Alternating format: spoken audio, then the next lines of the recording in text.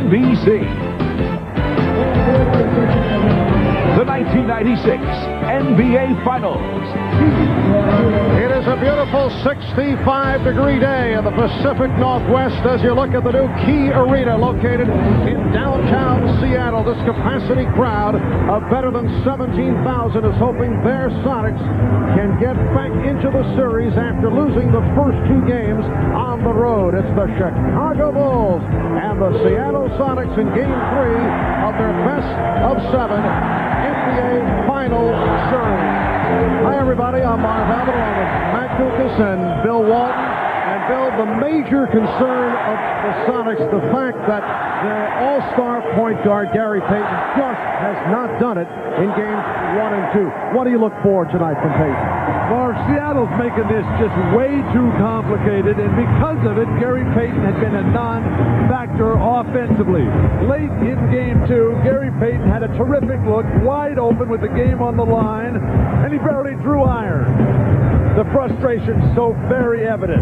He's their dominant offensive weapon. He carried them through the Western Conference playoffs, but in the finals, he's been virtually non-existent. Now, the strength of Gary Payton is his competitiveness, and the decision not to put Gary, the Defensive Player of the Year, on Michael Jordan has totally taken Payton out of his game. He needs to ride the fans, Marv, their emotional lift, and have a breakout game against Jordan. And, Matt, it's clear in the first two games of this series, the Sonics' major emphasis has been in the direction of Michael Jordan. Seattle's strategy has been to double-team Michael Jordan. Easier said than done. He is too quick and too alert. In the post, Jordan knows help is coming. He feels the double team coming from the top, but escapes with a hard spin to the baseline. No weak side help and no chance. Then with Detlef Schrempf on Michael, Percy Hawkins comes to double. Then Gary Payton makes it a triple team, and all fail to keep him out of the middle to draw Nick to Pippen for one of his 8 assists in Game 2. Now this production would be outstanding for anybody else, but Michael is not satisfied at all. You get the feeling that Michael is due for a monster game before this series is over. Well, they are pumped here in Seattle, ready for Game 3 when we come back. Figures to be a wild scene for the introduction of the starting lineups.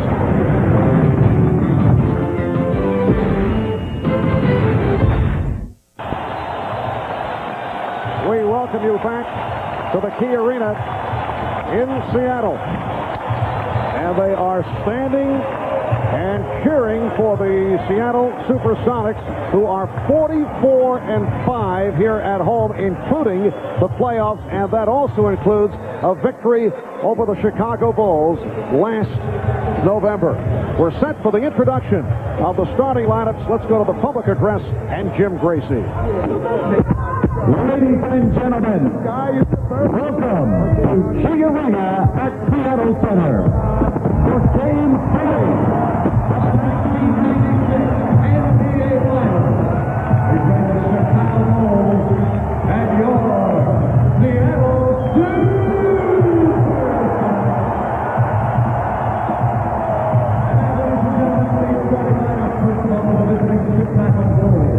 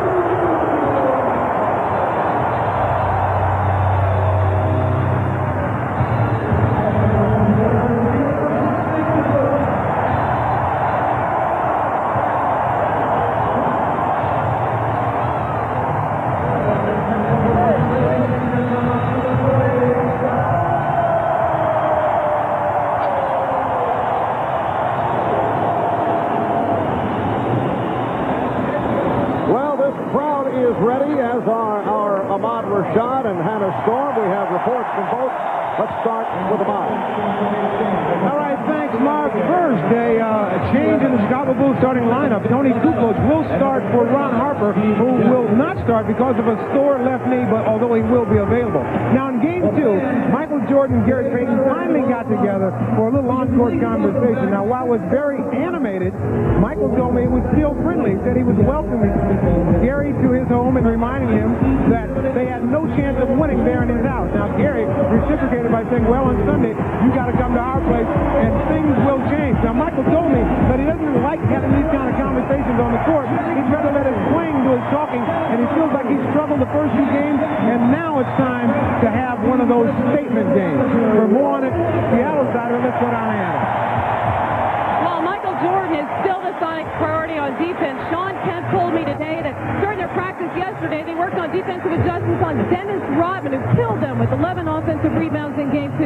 He said that during crunch time, instead of rotating off Rodman, they're going to treat him like a shooter. They're going to designate a defender to box him out. That defender is either going to be Sam Perkins, Frank Rakowski, or perhaps even the strong and quick Vincent Askew. It will not, however, be Sean Kemp, creating some potentially strange matchups in certain situations. Kemp said the main thing they emphasize, being aware of Rodman at all times, even though he may not be a scorer, recognizing that he is a formidable force on offense. Mark? All right, Hannah.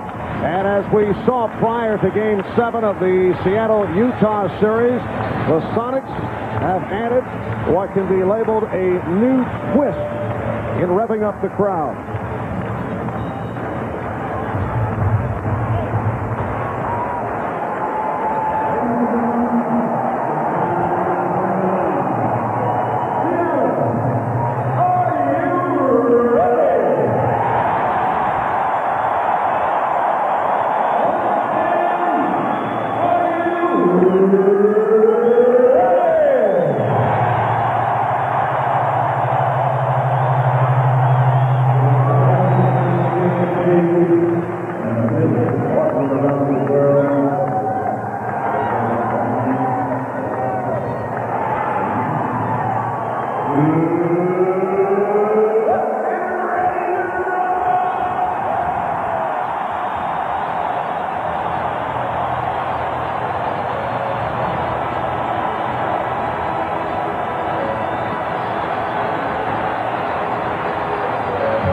Boxing ring announcer Michael Buffer making the trip to Seattle, but you know, he might want to consider switching to the decaf latte.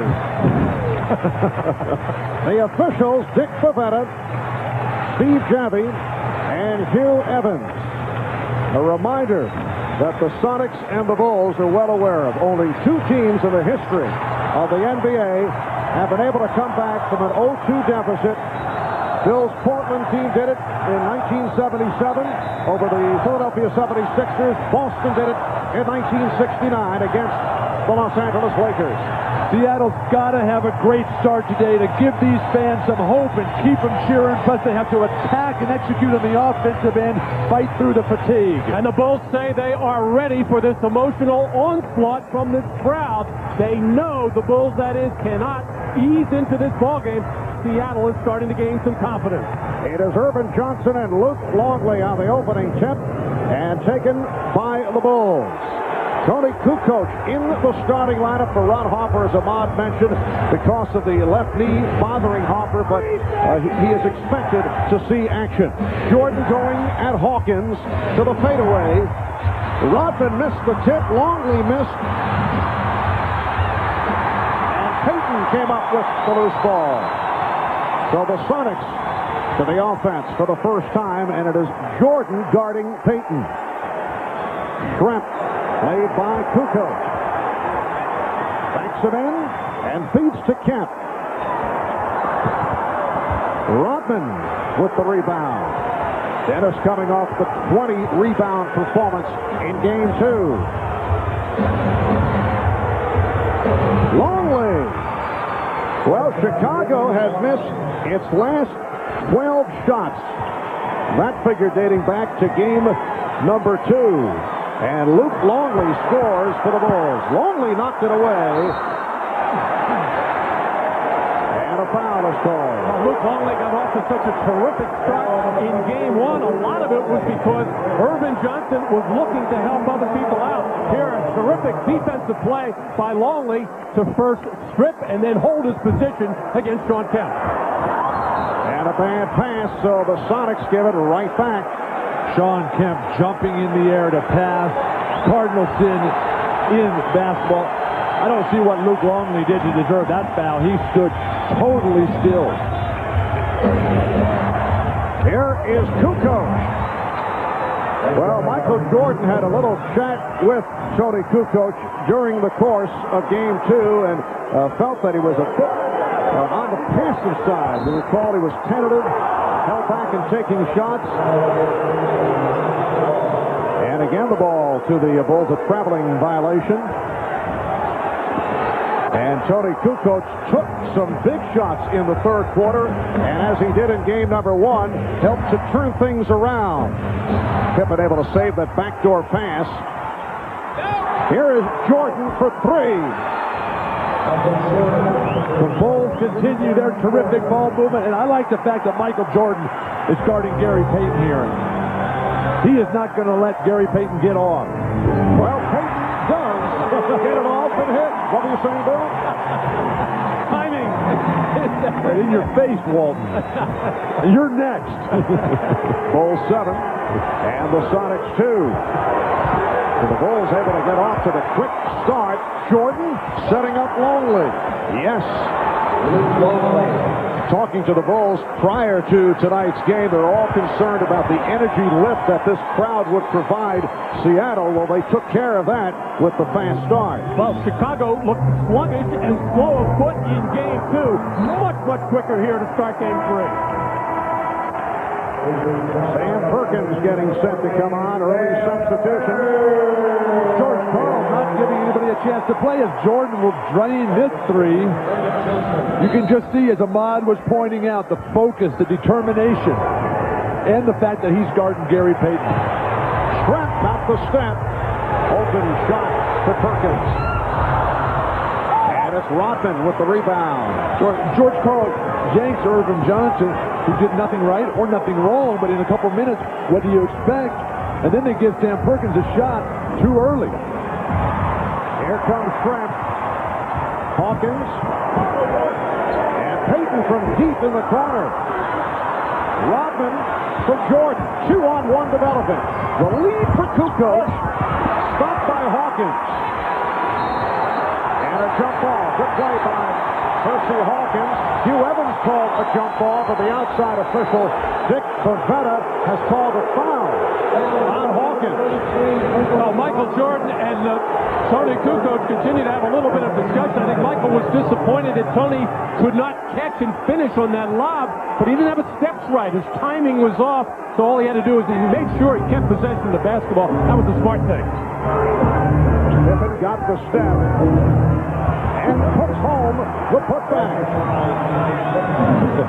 It's always funny because a great player. Oh, they're going to call a foul on Rodman in the transition game. Or not a foul, excuse me. Now they do indicate a foul call.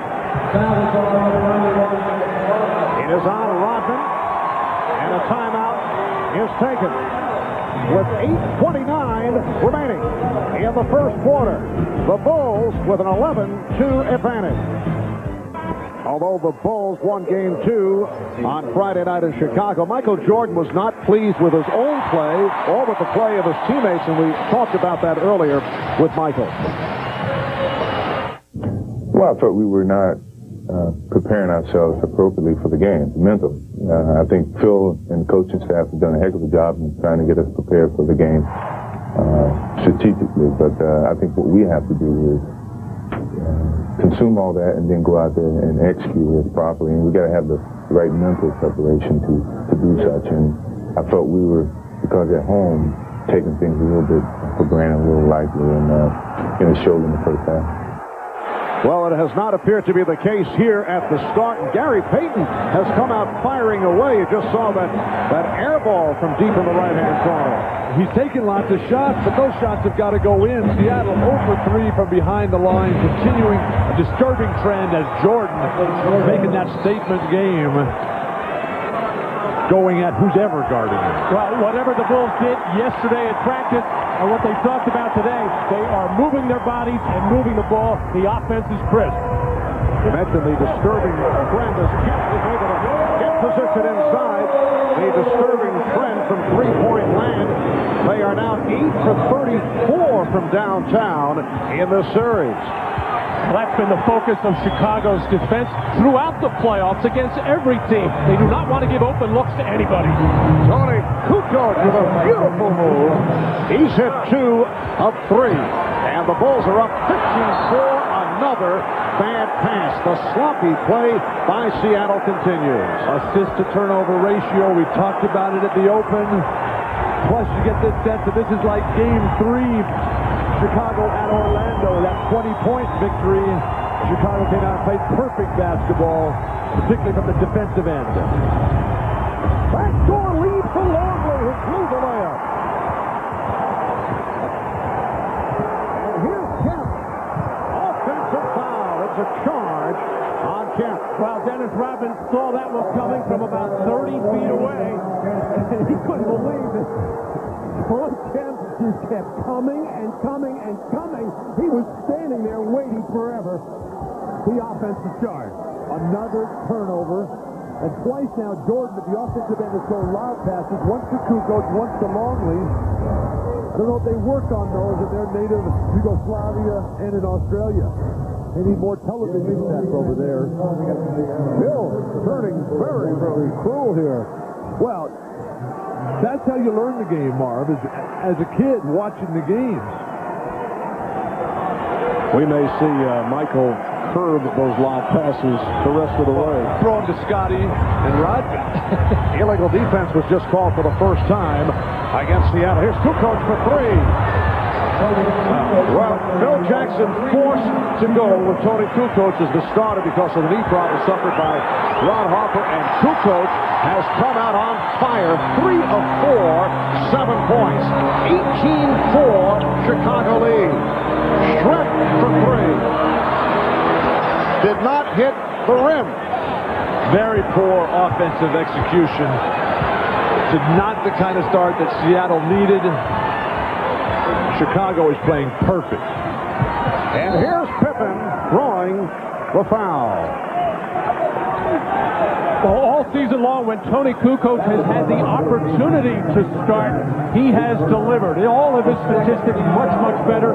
He's always been comfortable as a starter. You can see it in his eyes in this one. I think Seattle came out in this ballgame maybe relying too much on the emotion of the crowd in this building, and they have yet to settle down and just do not know where they want to go at the offensive end. Very haphazard. It is now Chicago 19 and Seattle 4. Percy Hawkins out of the move on Tony Kukoc. Sean Kemp. And the Sonics are now rushing shots.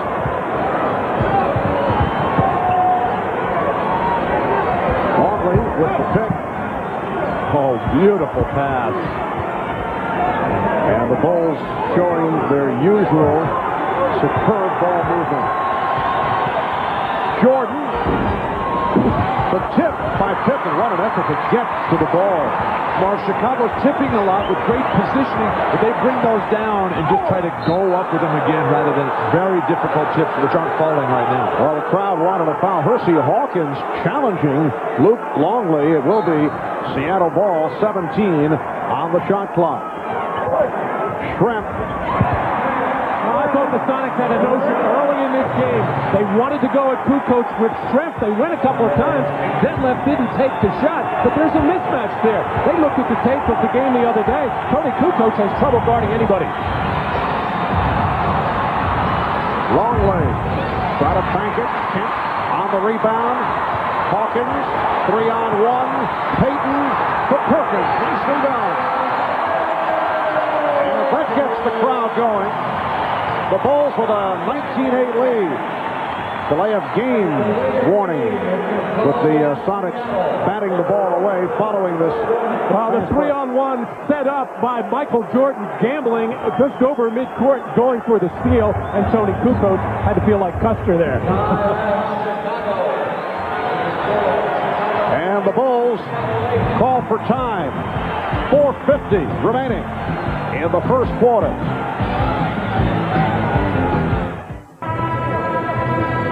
Key Arena, where the Bulls have an early lead on the Sonics, 19-8. An animated Seattle huddle. Nate McMillan, the injured co-captain of this team, trying to pump up his teammates, saying, you're reacting to the situation. You're thinking too much. You've just got to play and let this game come to you.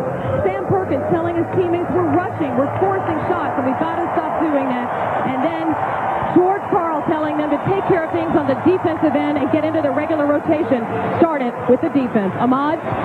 All right, Hannah, the story on Ron Harper. He irritated his knee the last couple of days in practice. He came out today in the pregame warm-ups, and it was really bothering him, so he wasn't able to start. He's been in the back riding a bicycle, trying to stretch it out, trying to get ready to play. He's back on the bench now, and appears that he may be able to play. We'll keep you posted, Marv. All right, thanks, Ahmad. Here's Jordan as we resume. Hacked by Hawkins. Steve Kerr has come on for the first time. Percy Hawkins picking up the foul, his second. Michael Jordan works that weak side post on the triple post offense so well. He gets the isolation, something that Phil Jackson trying to get him into quickly. The slap on the wrist. You know that Ron Harper's got to be in a tremendous amount of pain because Harper is one of the toughest guys in this league, Marv. He plays through injuries so many times. It's got to be killing him and Nate McMillan that they can't be out here. And Hawkins sits down, replaced by Vincent Askew. George Karl is looking for a lift from Askew, who has been getting the minutes off the bench in 2 games, but only 1 of 5, and he's turned it over 5 times. Sonics trying to break. Payton got the roll, and it's the Bulls 21-10 over Seattle. The first time in this series that the Sonics have attacked that full court trap after a free throw, and they get a terrific look and finish. The lead for Jordan, and he misses the layup, but Longley is able to convert. What's going on here? A terrific pass by Rodman. They read that backdoor play perfectly. What mental communication. Thing of beauty to watch. Bulls 23, Sonics 10. Shrep for 3. And last touch by Kemp. Hannah was right on it. Seattle is confused. They're trying to do too much, trying to think too much. Keep it simple, play basic basketball like the Bulls. And you see the rebounding advantage again for Chicago. We are seeing the best spurt of basketball that the Bulls have shown over the first 2 games and a quarter. Here's Longley getting inside. Nice move by Luke Longley, and the Bulls now lead 25-10. It has not been impressive for the Bulls, although they did win the first 2 games. Steve Kerr said the other day the Bulls have actually played only 3.5 good games in the entire playoffs.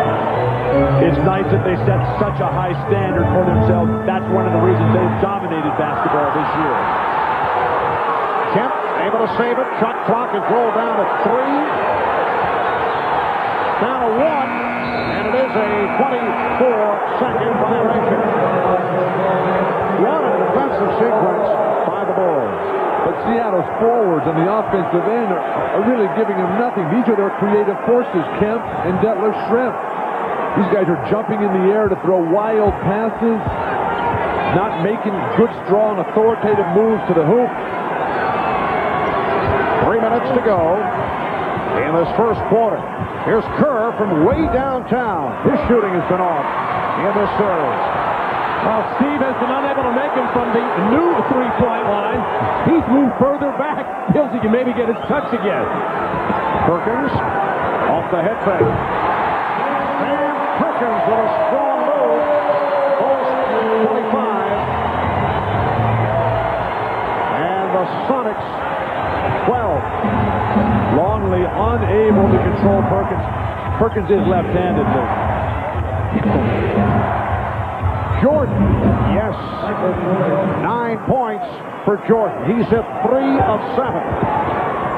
Not seeing many stops at the other end of the court as Chicago goes to the offense. They have been scoring at will in this first quarter. It's a classic example of just what great offense does to a very good defense, one of the top-rated defenses in the NBA, Seattle this year. And a 3 for Jordan. That gives him 12. Bulls lead 30-12. Well, the Chicago Bulls respect the defense of Seattle. I think that's why they came out. They knew they would be tough in this building. That's why they had come out. They spaced the floor beautifully and passing the ball and making their shots to a team. The steal by Jordan, leading to the breakaway by Pippen.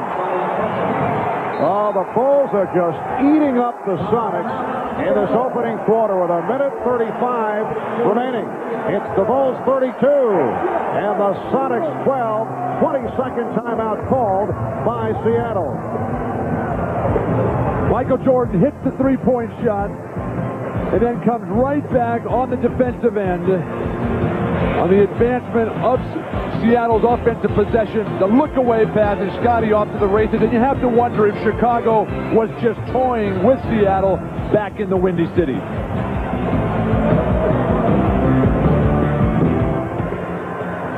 Well, a 20-point lead for the Chicago Bulls with 1:35 remaining in this first quarter.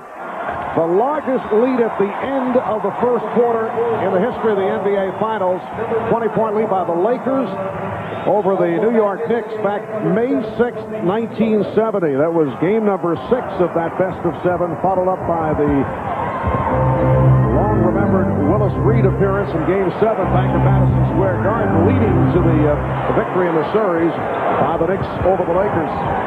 Pippen on a lead for Rodman. And the onslaught continues. And no excuse for that on the part of Seattle. Just very poor transition defense. And plenty of time to get back and cover up in the lane. We're approaching 1 minute left in this first quarter. Brent able to recover. And the Bulls now lead 34-14. Ron Harper is on the floor for the first time. Did not start because of the knee problem. Michael Jordan sitting out here in the final minute and a half of the first quarter. So Harper and Kerr at the guards. Kukoc, Pippen and Rodman up front. Kukoc forcing. And Payton in the open floor. Hit from behind by Kukoc. Well, every opportunity that the Bulls get to run, they will. Whether it's a steal, whether it's a rebound, this is the outlet pass of Scottie Pippen getting out, getting the lead pass from Kerr, and attacking the defense, and just Dennis Rodman sneaking in on that right side, even though Pippen jumped in the air plenty of time to find the open man Rodman. The Bulls get out of their offense when Jordan goes to the bench. Scotty's got to take a more assertive role. Perkins able to save that pass, nearly thrown away by Askew, and a foul committed by Kukoc, his second. But when Luke Longley was in, he did a good job staying in front of that basket, forcing the Sonics to the perimeter game. Longley goes to the bench, and Sonics having some success at the hoop. Sam Perkins at the line with the Bulls over the limit. Sam coming off a 5-for-10 shooting performance, 13 points in game 2. Now Jordan returns. Harper sits down. Don't know if Harper's going to be able to give much to it. He looked a little gimpy out there, Marv. 16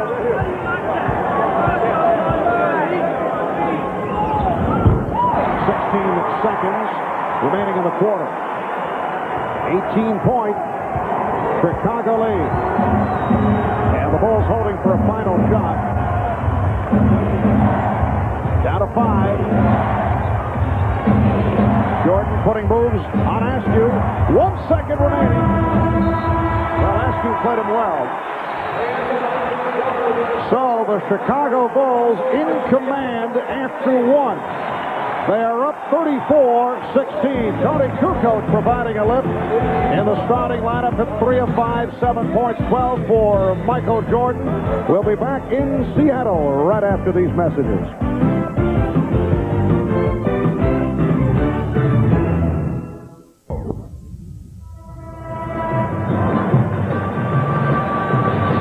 Bulls with a 34-16 lead on the Sonics as we head to the second quarter here in Seattle. Eddie Vedder of Pearl Jam on hand. He was at the two games in Chicago, a native of Seattle, although has ties to Dennis Rodman. And there's Kenny G, who did a terrific job with the anthem prior to the game. Although Matt was disappointed. He thought Kenny G would sing the anthem. A little confused about it.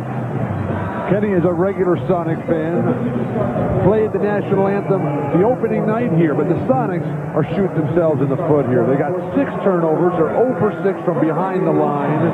They've given up 6 offensive rebounds. They're down 18 points. Well, George Karl was telling us on Showtime that he thinks it's mental, not physical. It may be a bit of both here in the first half. Well, the Bulls have brought their A game in that first quarter. And it's now Chicago 34 and Seattle 18. Bill Wennington on the floor for the first time. Jordan with Pippen, Kukoc, Wennington, and Rodman. Shot clock at 6. Jordan got the step, rejected by Kemp. Sean Kemp came over and made the block. Jordan is very frustrated. Just 2 seconds on the shot clock. He is playing so well. His teammate, Kukoc, not keeping up with Michael Jordan today, and he's frustrated about it. All right, Jordan. Will it count? No. 24 seconds. Violation. Well, Tim Pavetta, the trail official, having a look at this, but so difficult to hear. You see the shot clock on the left part of your screen. Very, very close. Michael Jordan in his inner ear, he felt it was good. But Bill, you have gotten the matchup that you have wanted so far in this series. Payton and Jordan finally matched up. And that was the first turnover committed by the Bulls. Foul on Wennington. I just don't understand why Seattle waits for game 3 to get it going. Or if he gets behind by 16. Absolutely. Payton, Askew, Hawkins, Perkins, and Kemp on the floor for George Karl. Here's Payton for 3. They cannot hit the three-point shot. They have missed their last 14 from three-point range. And that one didn't have a chance. It didn't look good at all. Wennington run into by Askew. And right away now, Michael realized that he is being defended by Payton. He is just going to run to the low blocks on either side and try to be the post man in this triangle offense and try to get inside as much as possible. Not that Payton is much smaller, but Jordan certainly stronger than Gary Payton inside. And you recall they got involved in a heated exchange during the fourth quarter on Friday night. Jordan said it was just conversation. He said he can't get in my head. I'm pretty sure he's not going to let me get in his head. Jordan said to this point that is a standoff. Kukoc. Oh, what a move by Jordan, but not able to hit. Just watching Jordan and getting in up close to his face and seeing the defensive effort. Askew with the floater. And the Sonics showing some signs. They are now down by 14.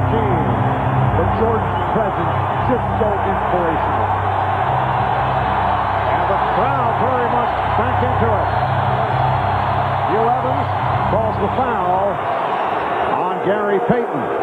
8:01 by Seattle. And right away, Michael wanting to take that weak side post position against Payton, and Payton battled hard. This is why he is the defensive player of the year, and really, that was not a foul. That was just good, hard, tough post defense. If that was two big men, they wouldn't have blown the whistle. And the battle continues between Jordan and Payton. Jordan turned it over. Picked off by Hawkins, who was blocked by Pippen for the foul on Scottie Pippen. And Michael is forcing things a little bit right now. He wants to take it to Gary Payton in every opportunity. Timeout taken by Phil Jackson. 2:04 gone by in the second. We welcome you back to the Pacific Northwest as you look at Dennis Rodman, who a moment ago was hit with a technical foul for what is termed unsportsmanlike conduct. Well, I should say Dennis Rodman giving the two-hand disgusted wave towards referee Steve Javy, and that is automatic. We saw it in Game 1 with Joe Crawford. As soon as you put those two hands up and wave in that fashion, you don't even have to say anything. That's an automatic technical. And Dennis is trying to explain to Coach Phil Jackson, I didn't do anything, Coach. Absolutely nothing. There's no way you can show up the referee. Dennis clearly at fault there. Percy Hawkins converting on the technical. Once again, Dennis Rodman called for an early technical foul. Back in Game 1, that led to the Frank Burkowski-Dennis Rodman controversy. And Burkowski has not been a factor since. George Karl refused to give him a chance to play. And Burkowski can be a positive contributor for this Sonic team. Well, the Bulls have led by as many as 22. Payton with the back-end move on Randy Brown, who just came on following the timeout. Brown extending the knee and is called for the foul. So a 9-0 run by the Sonics. A good move by Phil Jackson, though, to get Brown in there to watch Payton for a while. I think he sensed that Michael Jordan is trying to do too many different things once Michael will settle down a little bit. Here's the double on Kemp. Jumping the pass. And Askew, as a result, lost it. A host of turnovers in this first half by Seattle. The Bulls have missed their last 5 field goal attempts. Pippen getting the good position. Shot clock at 6. Travel call. Scottie Pippen was hammered inside. The non-call led to the scramble play in the perimeter and the confusion for the Bulls.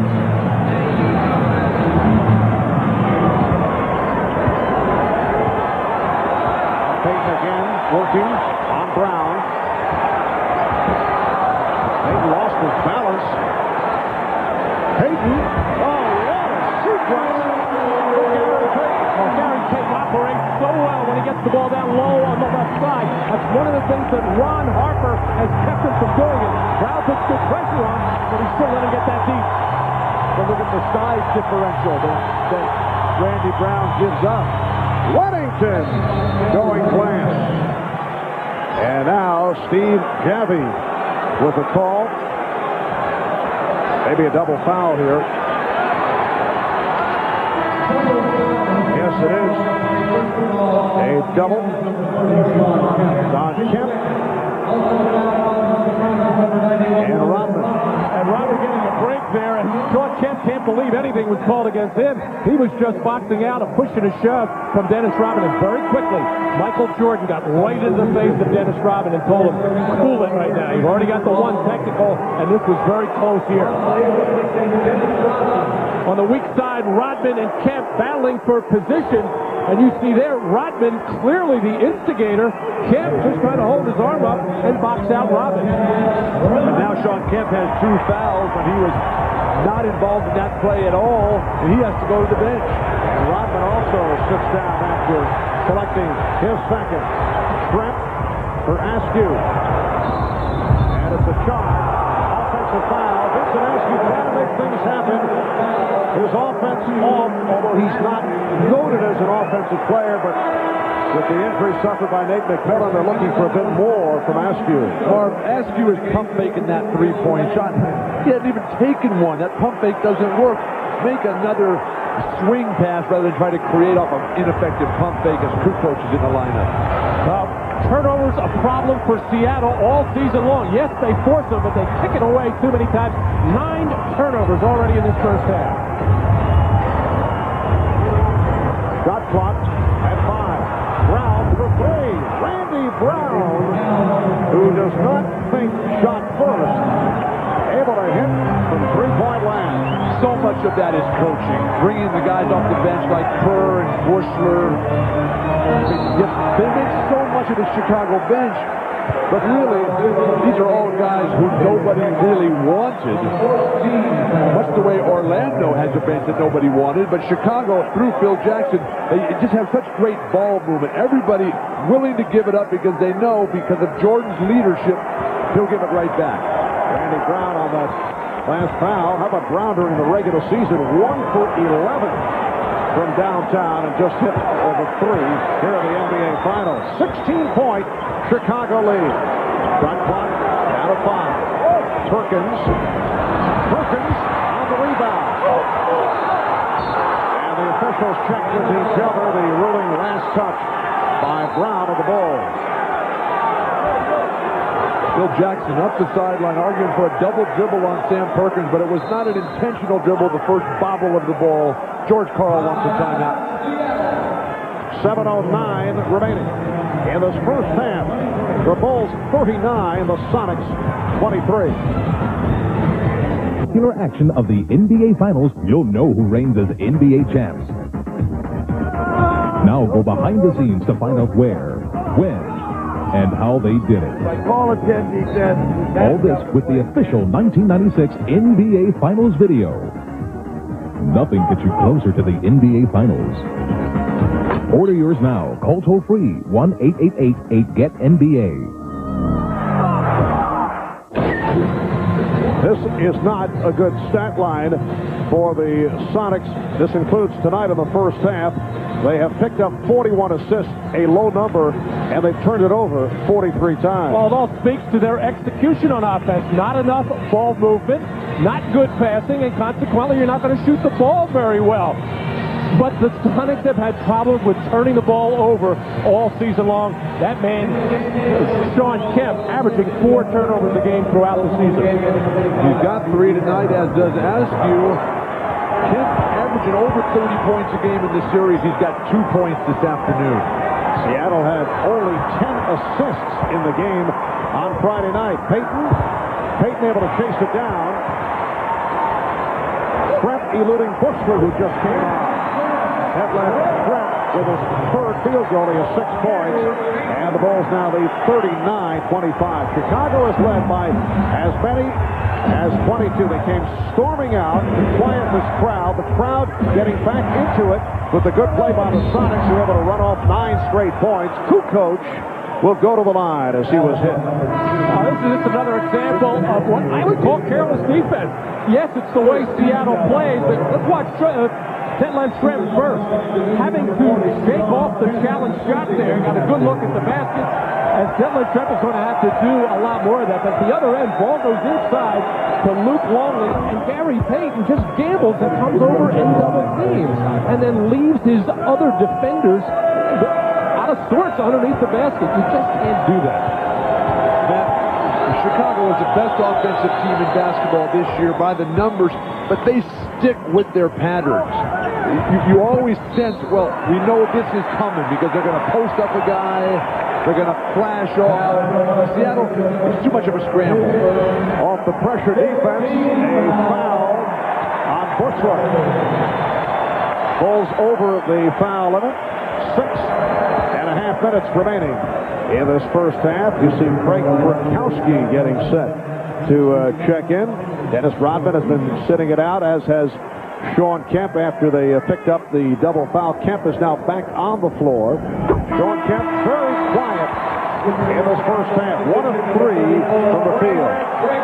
So Burkowski checks in, and here's his good friend Dennis Rodman getting set to return. Now the courage of Phil Jackson right now. But Dennis Rodman already 1 technical, a couple of personal fouls. A volatile situation could develop, but I think Phil trying to show Dennis that he trusts him.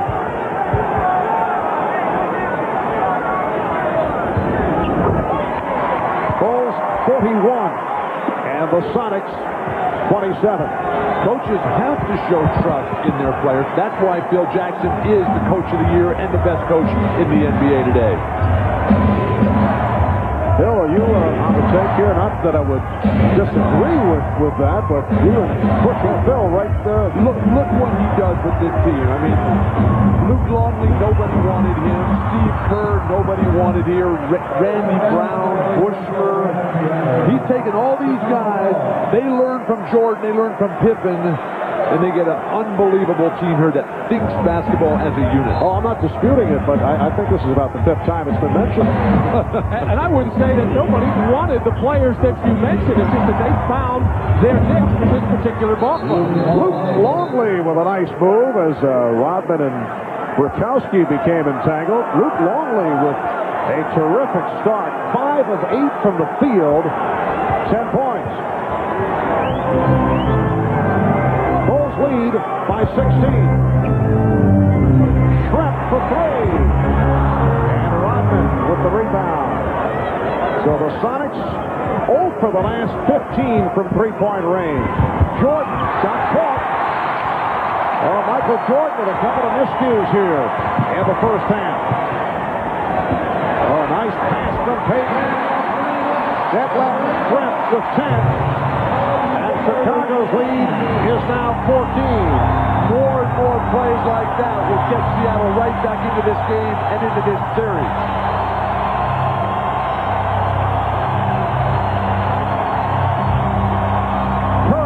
Yes. Steve Kerr with his first field goal coming into today. 1 of 11 from the field the first 2 games of this series.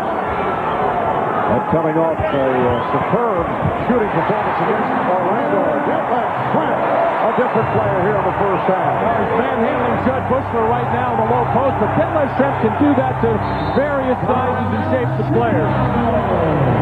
Timeout taken by the Bulls. 4:45 remaining in the first half. The Bulls by 14.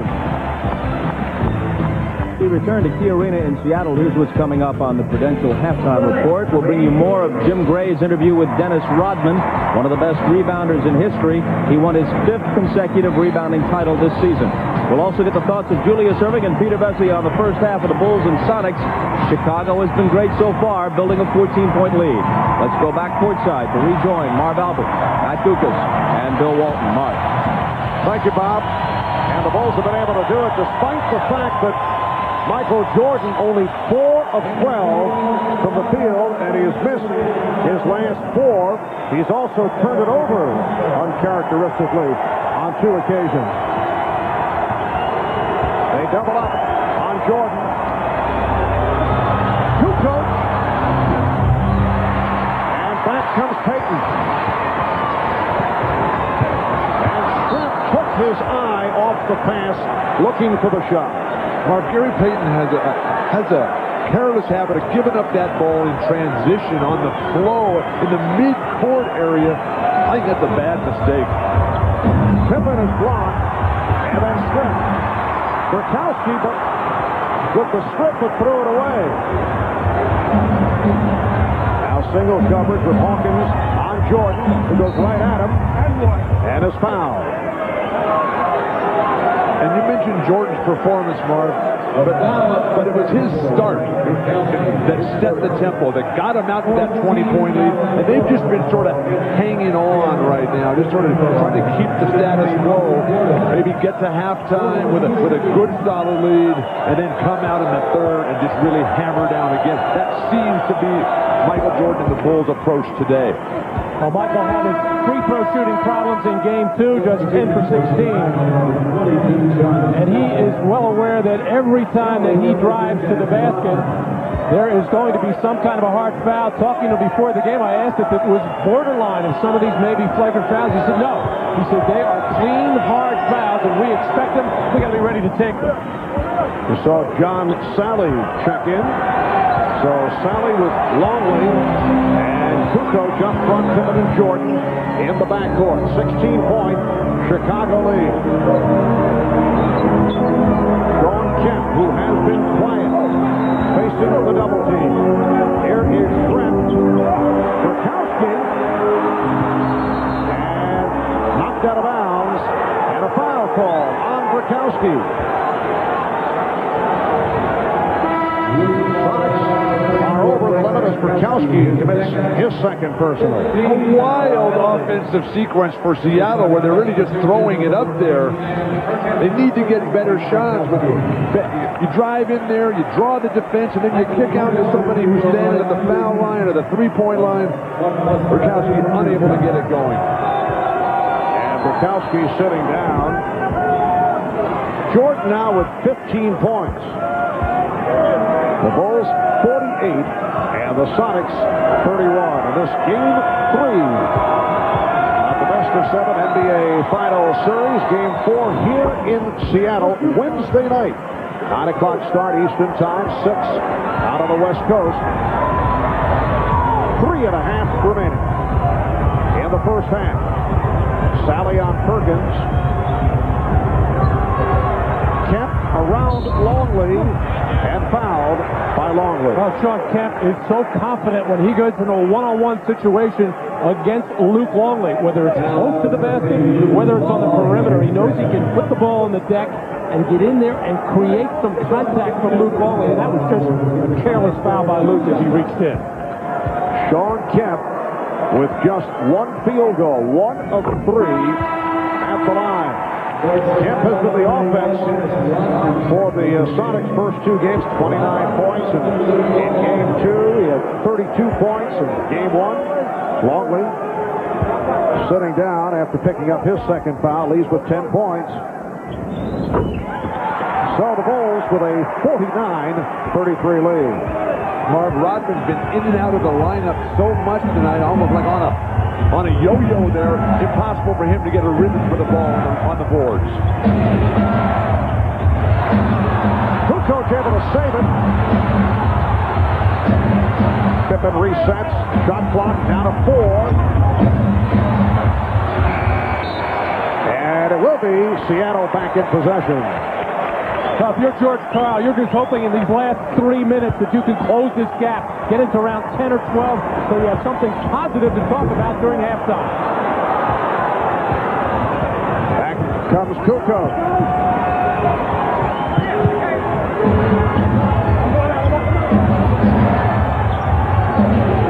Again, it's Payton on Jordan.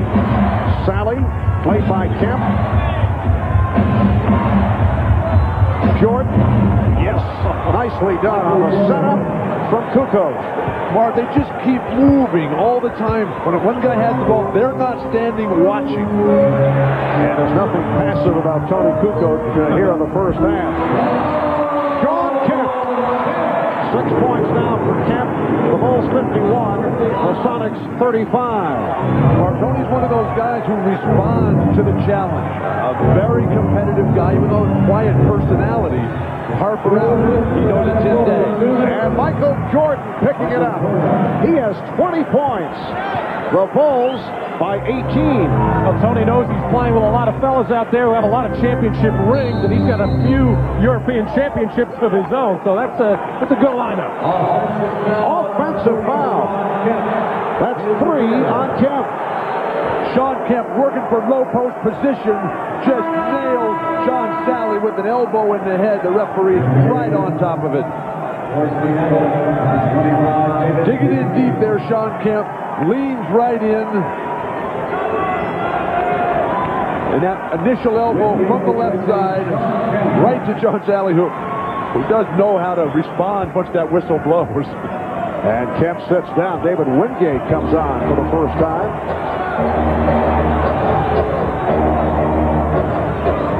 Jordan being guarded by Wingate. Shoots over. Yes. Oh, Michael is on fire now. 23 for Jordan. 3-pointer for Michael Jordan. And it is now a 21-point lead for the Bulls. They have led by as many as 22. Foul was called on Sally. It wasn't too long ago we were saying Michael Jordan, maybe he's trying to do a little too much. Well, hey, he's doing it. Inside, outside, everywhere. As he is really feeling it right now like nobody can cover him. When we were talking to him before the game today, you could just feel that intensity just coming out, oozing out, if you will. This is a very special person. But of most significance, Michael telling us that he would like to play golf tomorrow in the the only way he could do it under his terms would be if the Bulls win today until Jackson gives the club the day off from practice. And we said that might be your greatest motivation, and he did not disagree. Well, even if they don't have any time off from practice, the sun stays up so long in this town. 9:15 last night. It was still shining. Matt looking out the window with the watch in his hand. I wrote it in my diary. That must live in the southern hemisphere. Bulls with a 56-37 lead. Jordan. Yes. Michael Jordan with 25. He is now 8 for 16. And the Bulls lead 58-37. Marvin, it all comes down to style for the Bulls right now. Everything coming off, passing. The few occasions it does break down a little bit, Jordan always there to bail them out. Foul is called. Sally took down Perkins. Michael Jordan has hit his last 4 shots, 25 points in this first half. I was saying how the Sonics would like to go into halftime, maybe down 10 or 12 when it's gone the other way, now to 21. And with all the ideas to double team Michael Jordan, probably the best time would have been to do it these last couple of minutes. Now, yes, he's out on the perimeter, and you don't want to run crazy double teaming when he is this hot. You must run at him and get the ball out of his hand. Sam Perkins, 4 for 4 at the line. But I don't think the problem has been so much on the defensive end for Seattle. Nobody's really going to stop Michael Jordan. The problem is offense. They got 37 points playing at home. They come out in the opening quarter, stink it up. They get 16 points. And Jordan is headed back to the line, fouled by Wingate. Well, Bill, the Sonics are now 14 of 32, shooting 43%. The Bulls are at 51% shooting, 22 out of 43. All the talk has been about the big start, the home crowd. They come on flat, Bulls playing perfect, and now the crowd is sitting on their hands here in a half-hearted attempt to distract Michael with some deflated balloons behind the basket. Yeah, it really bothers them. A 20-second timeout is called by Those 12 turnovers by Seattle, many of them forced by the Chicago Bulls defense, something they do very, very well. Some of those turnovers of the careless variety. We are down to 50 seconds remaining in this first half, and the Bulls now lead 59-38 as they look to make it 3-0 in this best of 7. The Sonics will need a dramatic turnaround in the second half. Michael Jordan with 26 points. He has hit on 8 of 16 from the field. He has converted his last 4 shots. Incidentally, the record for the NBA Finals most points in a finals half, 35, which is held by, yes, Michael Jordan. Game 1 against Portland in 92. Another look at the move by Jordan a moment ago that led to the foul called on Wingate. Well, David Wingate and Michael have had their confrontation so far in the 2.5 games of this series. That was just a fly pattern after the made free throw, but David Wingate maybe has some long fingernails there. He got the neck and chin of Michael, the side of the arm. Michael was checking all over the place to see where he was cut on this play. Michael would have been a pretty darn good wide receiver. It's the Bulls 60, the Sonics 38. Matt, don't encourage him. The last guy that did that, he went and played baseball for a while. Perkins, right by Sally. The lead pass for Shrep waved off for an illegal defense call. Judd Bushler, who was on the weak side, trying to help out as that double team came about. He was just in no man's land, trying to zone up and protect, and got caught. That was the first illegal defense against Chicago. Seattle was hit with one earlier. Now a half minute left in this opening half. Hayden wanted to use the pick, but Perkins was moving with him. Here's Wingate. Rebounded by Pippen. And the Bulls will hold for a final shot. of this first half as we come up on 10 seconds to go. Here's Pippen. Yes, and it counts. Well, a symbolic finisher to a first half that has been just splendid for the Chicago Bulls. It has been a clinic for Chicago. Every aspect. Jordan, Pippen, the big guys are playing their game. Dennis Rodman celebrating. And warnings there. And referee. Yes. Something different. Well, they did miss a free throw. Final seconds of the half. Biggest lead of the night. Enjoyed by Chicago. Bushler with the steal. A 24-point lead for the Bulls, who are seeking to go 3 up in this best of 7. Michael Jordan leading the way, 27 points, 15 in the second quarter. We'll be back in a moment. Back in Seattle, the Bulls with a 24-point lead over the Seattle Sonics. Let's check in with Hannah Storm, who is with Sonic coach George Karl. Hannah? George, what do you think happened to your team in the first half, and what do you tell them here at halftime? I think right now we just got to play and get back to trying to play with some confidence. You know, we broke apart. We got hit with a great defensive effort early, and then Michael Jordan's great performance. I mean, they played a great half on us, but we got to play back and just compete and get back to getting some confidence in the game. Are they confident right now, or are they destroyed? I mean, do you think they have enough left to get back in this game? Well, this team's always fought all year and has a lot of pride. I think you're going to see us fight. Okay, good luck in the second half, Coach. Mark? All right, thank you, Hannah. Matt, if you're in the Chicago locker room, where I know you would prefer to be at this point, what does Phil Jackson tell his club? Well, he's going to be serious with his team. He's going to say, we can't relax. We can't be complacent. We got this lead because we respected this Seattle ball club. We executed well. We defended well. All right, Bill, what can Seattle do here in the second half? Oh, gee, thanks a lot, Mark, for that opportunity. They have to play for pride right now and try to keep together all the good things that Seattle has done this year. It's been a great year, but not a good first half at all. They're in a lot of trouble. All right, a look at the Miller Lite halftime statistics, and you can see why Seattle is in trouble. Chicago, 23 of 44, 52% from the field. Seattle at 14 of 33, and Michael Jordan with 27 on 8 of 16 shooting. 3-point field goal, Chicago 5 of 8. Seattle in the midst of a drought right throughout the series from 3-point territory. 0 for 8 tonight, and Peyton just 8 points in the first half. We'll be back in Seattle in a moment. We are back at the Key Arena, which has been kept relatively quiet in this first half by this commanding Chicago lead. Let's check in with Ahmad Rashad. Ahmad? All right, thanks, Mark. Excuse me, Dick. I'm trying to do a reporting. Phil Jackson, unlike in Game 2, didn't have much to say to his team at halftime, but he did say that the second half will mean nothing if they can't pick up where they left off in the first half. Also, to be wary of Seattle coming out and pressing. Mark? Oh, that official Dick Clement is such a wacky guy, isn't he? He'll do anything for on-camera time. Seattle starting Frank Brakowski in the second half, not going with Irvin Johnson, who's been the starter. Maybe Frank Brakowski can get him something from the perimeter as the Sonics really struggle from downtown.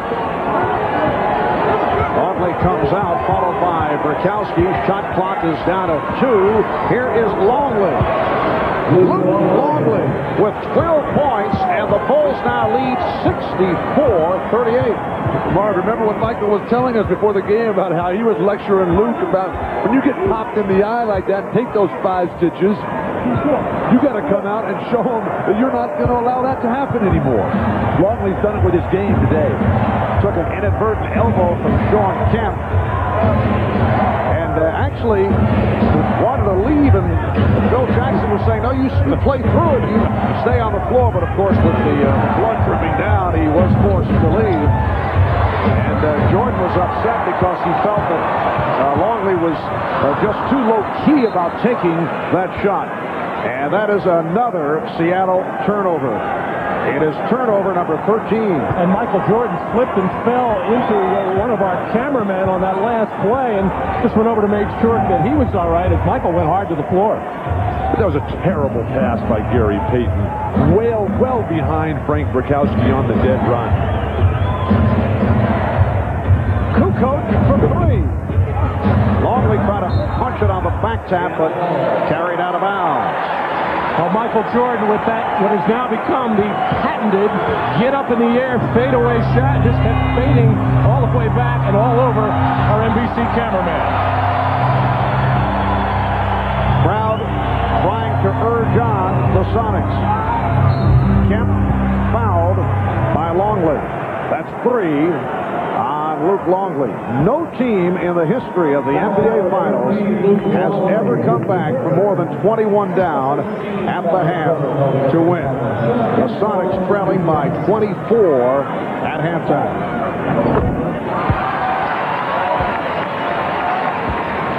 That's the biggest comeback victory in the history of the finals. Baltimore beat Philadelphia back in April of 1948, coming back from a 21-point deficit. Bulls now lead 64-40. Sorry, I don't have anything more to give you on that Baltimore-Philly game in 48, Marv. Well, I know Matt can fill us in on that one. Freddie Scolari in the backcourt for the Baltimore Bullets. I knew that. Did you coach him too? Good defense by the Sonics. Pippen. It's a 24-second violation of the basket. They knocked down. Pippen just tossed it up looking to hit the rim, and Rodman trying to save it. And now there's a discussion. Rodman is applauding the call. Perhaps they are changing the call. Steve Jabbie, Hugh Evans, Dick Bavetta talking about whether that could be a 24-second violation. If not, the basket would count.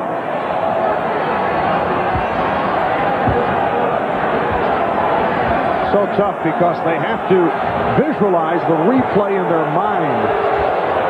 Of course, not allowed to use television replays. There is no 24-second violation because the ball hits the we'll ring. get the ruling. Here's another look at it. The ball, the whistle blows, and it goes clean. Yes, it did graze the rim. So the basket does not count, but they'll see how they reset the clock. They'll put some time back up. Well, they'd have to give them a full 24 because the ball did hit the rim. And a good ruling by the officials as the shot clock sounded and the whistle blew, just everybody basically stopped other than the alert Dennis Rodman. And there again was Sean Kemp unable to keep Dennis Rodman off the board. Hannah was talking about that's what they did all day yesterday in practice. Interesting how they wait until before Game 3 to realize you have to block Dennis Rodman off. Kowski trying to tie up Longley. Jordan rebounded by Bukowski, and he nearly threw it away. Hawkins eluding Jordan, who picks up the foul. That is his first. I've always loved it, Marv, when these great players like Jordan and Barkley and Bird and Magic, who are so involved in every play, and finally, midway through the second half, there's their first foul. Bukowski just left Rodman a three for Hersey Hawkins. But Dennis had a bit more out of it, though, as he went to the floor.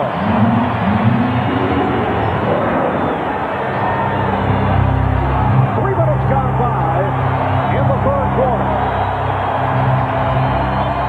Bulls by 21. They double up on Jordan and he threw it away. Well, that's the kind of pressure defense that was so successful for Seattle in the Utah series. Here, Dennis Rodman and Bukowski getting all tangled up. And Dennis, with a flop there, just taking a little bump from Bukowski. I don't know, a forearm to the throat. Hawkins is fouled. Chicago has to be careful because Seattle has come out as the aggressors in this half. That will get the crowd back into it. And once that crowd gets going, it is impossible to get them back in their seats. Chicago, not really a single good play in the opening 3.5 minutes of the third. Foul on Pippen. Hersey Hawkins this evening. That is only his 5th point. Here's Steve Kerr replacing Tony Kukoc.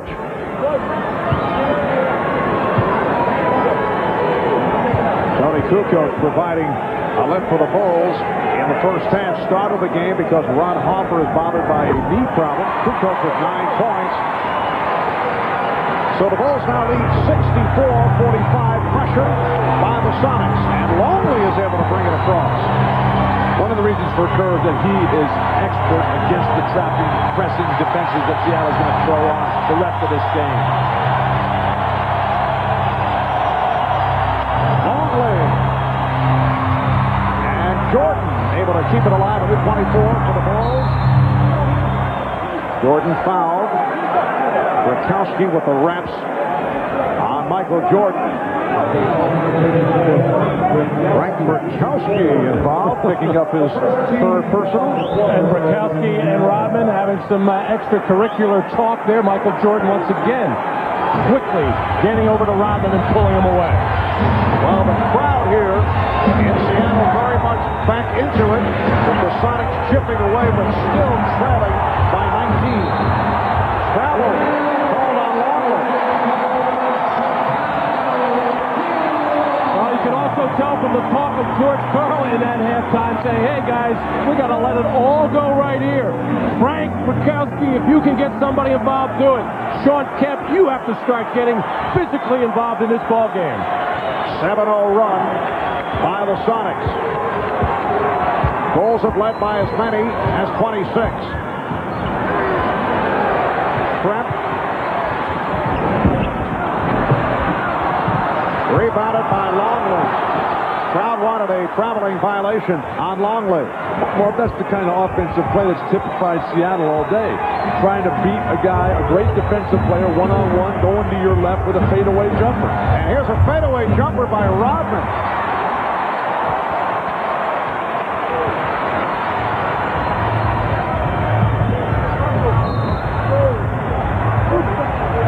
It is a 3-second violation called on Sean Kemp. This is the kind of Seattle defense that I think everybody in this building, and I know we expected at the start of this game.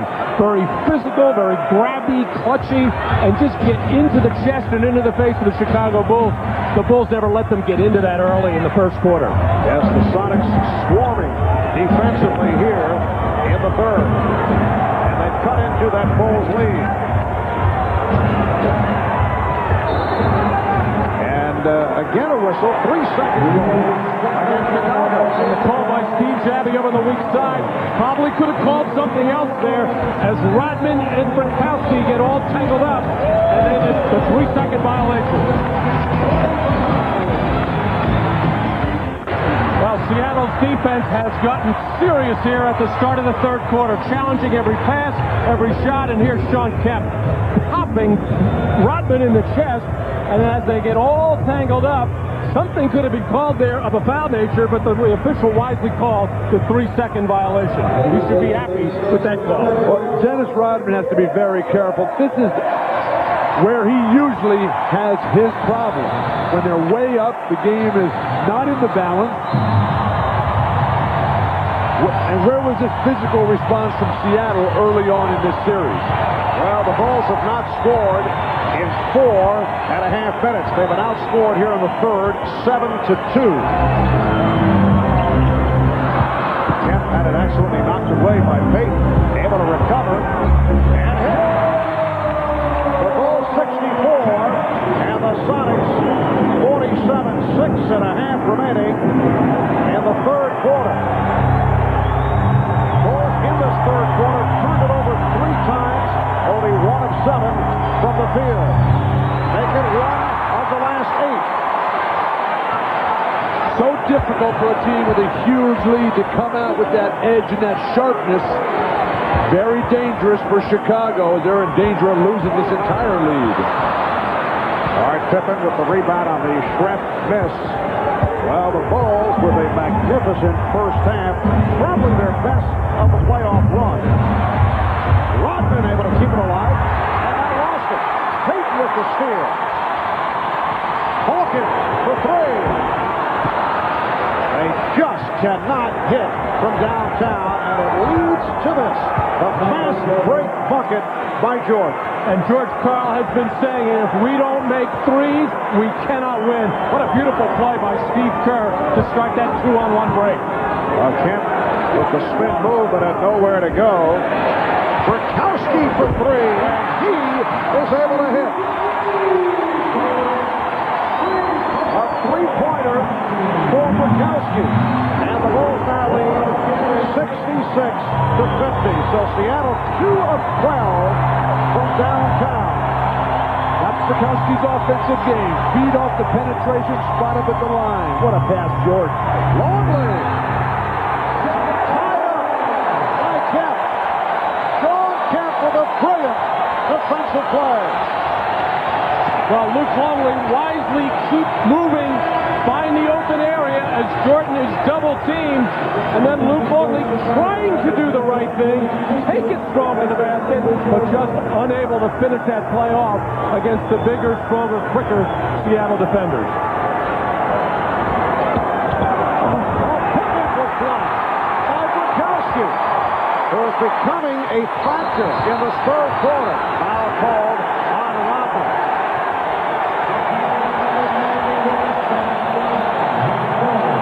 That's three on Rodman, and the Bulls now with 4:53 to go in this third quarter, leading by 16. A look at the block by Brykowski. Way too casual by Pittman. Brykowski showing the skills that he has. Spot-up shooter, good interior, rugged defender.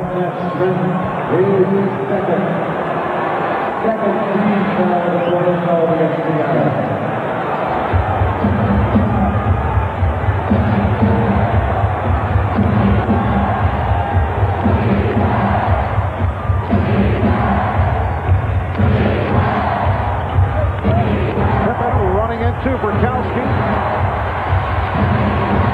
Nice ball movement. Kukoc off the mark on a three-point attempt. Here comes Payton. He was looking for help and then was hit by Kerr. For the Bulls, their fifth team foul. Chicago has done nothing in this third quarter. They come out, they scored a total of 4 points. They're all standing around thinking that it's over. Now Seattle is just surging, roaring. The crowd is behind them. This is when they play their best, when their backs are against the wall, as they certainly are. Now, Tony Kukoc took that last jump shot deep in the left corner, felt he was hit on the wrist and arm, and then turned to the official begging for the call. If he had alertly followed his own miss, he would have probably got the rebound, and all of his teammates remind him, don't worry about non-calls, keep playing. The Sonics have outscored the Bulls 14-4 in the first. It's down to a 14-point lead. Kemp knocked it out of bounds. Nice catch by Cindy Crawford in the front row. And there's Cindy getting herself involved in the game. Wearing the Dennis Rodman hat. Timeout has been called with 4:18 remaining in the third. The Bulls only 2 of 13 from the field in this third quarter.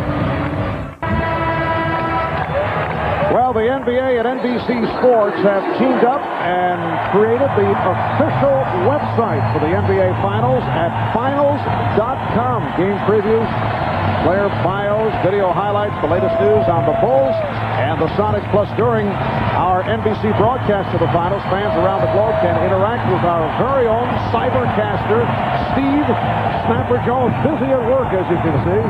He'll be online with commentary and answering fan questions during the course of the game. Check out the official website of the NBA and NBC Sports at finals.com. 4:15 remaining in this third quarter, and the Bulls now appear to be the team that is rattled. They throw it away, giving the Sonics another opportunity. A Chicago Bulls team that has gone 2 of 13 from the field. They've been outscored 14-4 here in the third, which has usually been their quarter. That's the case in games 1 and 2. Perkins trying to dump it off. But Pippen able to step right into that passing lane. Marvin Mott was telling us the last time out that Phil Jackson's telling his team to weather the storm. They'll get tired eventually. The problem with that strategy is that these fans won't let them get tired. Ouch, what a wild and horrible shot. Here comes Payton. Hawkins. And he draws the foul. He was blocked. Foul on Steve Kerr. So the Bulls have scored only 4 points in this third quarter. It's unbelievable.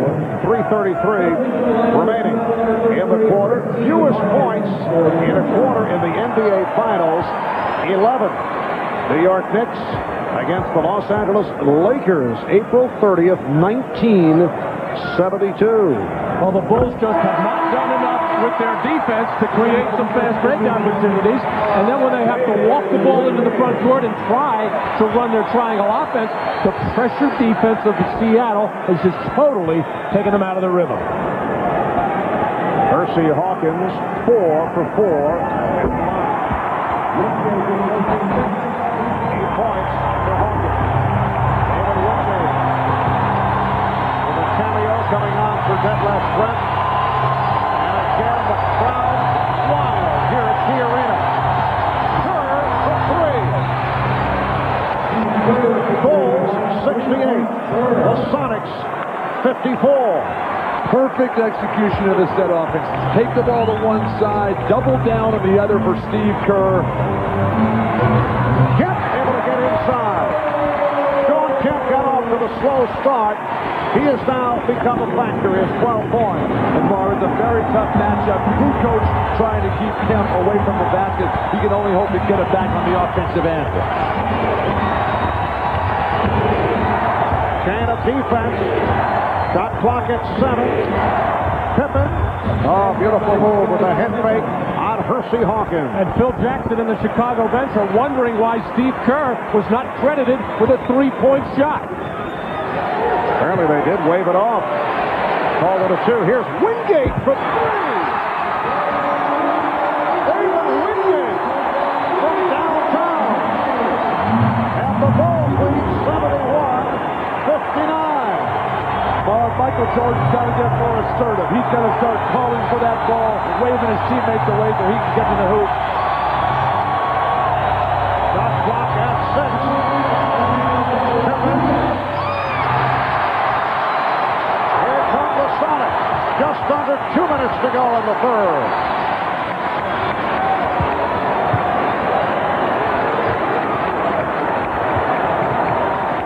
Now Payton posted.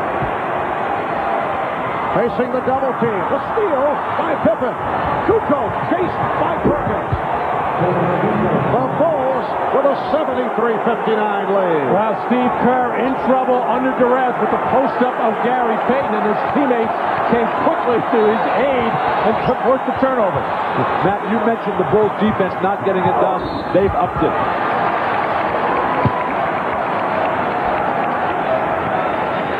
In that low post, Gary Payton, who has tortured all the short guards in the Western Conference, realized he's got Kerr, but the double team just leads to easy fast breaks. Foul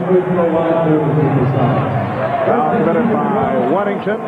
And again, Hawkins, one of the NBA's better free throw shooters. At the line, he's 5 for 5 here tonight. 8 points for Hersey, 7 of the 8 in this comebacking third quarter.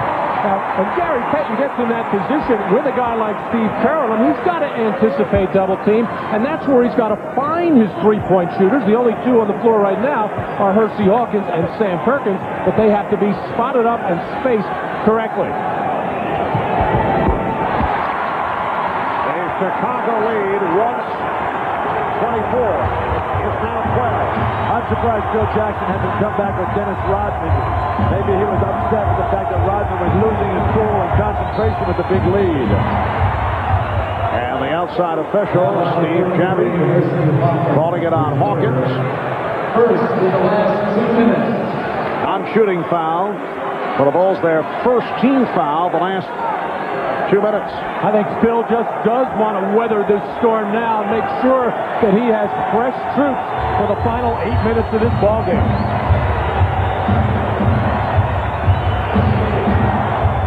Kukoc watched by Kemp. Wingate is on Jordan.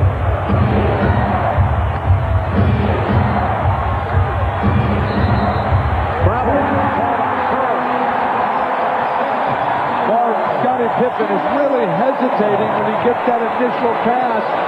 Jordan makes the play. They double team him, and when Scottie gets it, he's got to go right away with it. Don't stop and wait, but then you got to start all over again.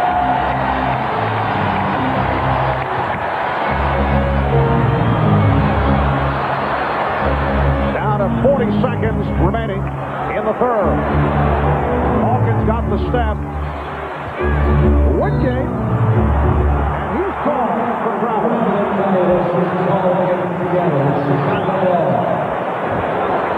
Mark, Seattle's right back in this game. Just down 12. The crowd is on the edge of their seats. You can just hear them, feel them breathing down on your necks here.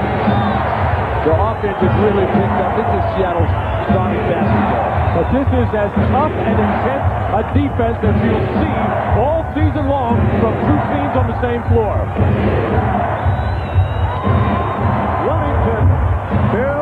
With a second field goal. It's the Bulls 75, the Sonics 61, 10 seconds to go in the third quarter. Down to 5. Wingate. And that is it for the third quarter. Seattle outscored Chicago 23-13 to get back into it. Trailing by 24 at the half, trailing by as many as 26. It is now a 14-point game. Bill Wennington with the corner jump a moment ago to extend that Chicago lead. Dennis Rodman sitting out a good portion of this third quarter. We'll be back with the fourth after these messages and a word from your local station. Back at Key Arena in Seattle, Marv Albert, Matt Guokas, Bill Walton, Ahmad Rashad, Hannah Storm, Bob Costas, the entire crew on hand, and we have seen this crowd in a frenzy right throughout the third quarter. The Sonics getting back into it. Chicago shooting only 6 of 19 from the field in the third. Michael Jordan, only 2 points in the third quarter, was not part of the offense, but figures to be a different story here in the fourth. Jordan now with 31. One of those old UCLA plays, Bill. The UCLA cut, and Michael Jordan able to shed David Wingate and get that open jump shot. And that play was all over the blackboard in Seattle's locker room. That high post shuffle.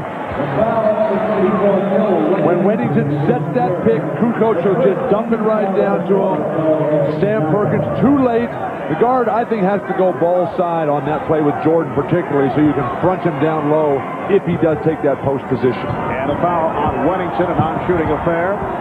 Payton putting the spin on Kerr. And Kerr on the loose ball. Foul is called on Payton. Steve Kerr was not a factor in the first 2 games in Chicago. Gary Payton gets called for this foul here on Dennis Rodman. Just holds him, keeps him from coming up the lane, and then says, who, me? I didn't foul him. And a technical foul has been called. It's on Payton, who apparently had something else to say in the direction of Steve Javie. It's been a very tough series for Gary Payton. In Game 2, he shot only 6 of 15.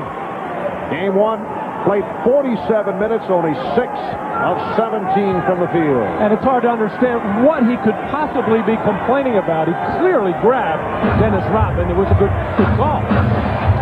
Bulls by 17. And Kukoc took the hit. Met by the double team of Shrimp and Wingate. Foul on David Wingate. And Gary Payton continues to glare at the official Steve Javie, who called the technical foul on him. That will not help his cause one little bit. Jordan with the pull-up. Yes, and a kick. Foul committed by Wingate. And Jordan to the line. So kind of a restful third quarter for Michael Jordan, who is certainly right back to it. It just appears as if the Bulls and Michael Jordan can do whatever they want, whenever they want. Seattle comes back, plays their best basketball of the series in the third, and right away Michael Jordan says, hey, just give me the ball and get out of the way. Jumper in your face. And hey, Frank Bukowski was not a catalyst by any means, but he did give the Sonics a different look. More physical play and seemed to give the team a lift. I'm a little surprised he's not in there right now. And this call away from the ball. Rodman. Kemp, that's 4 on Dennis Rodman. Dennis Rodman, who plays very tough low-post defense and has that habit of snapping that neck back. Nobody ever hits him in the face when he does that. That was not a defensive foul on Dennis Rodman. And another one on Dennis Rodman.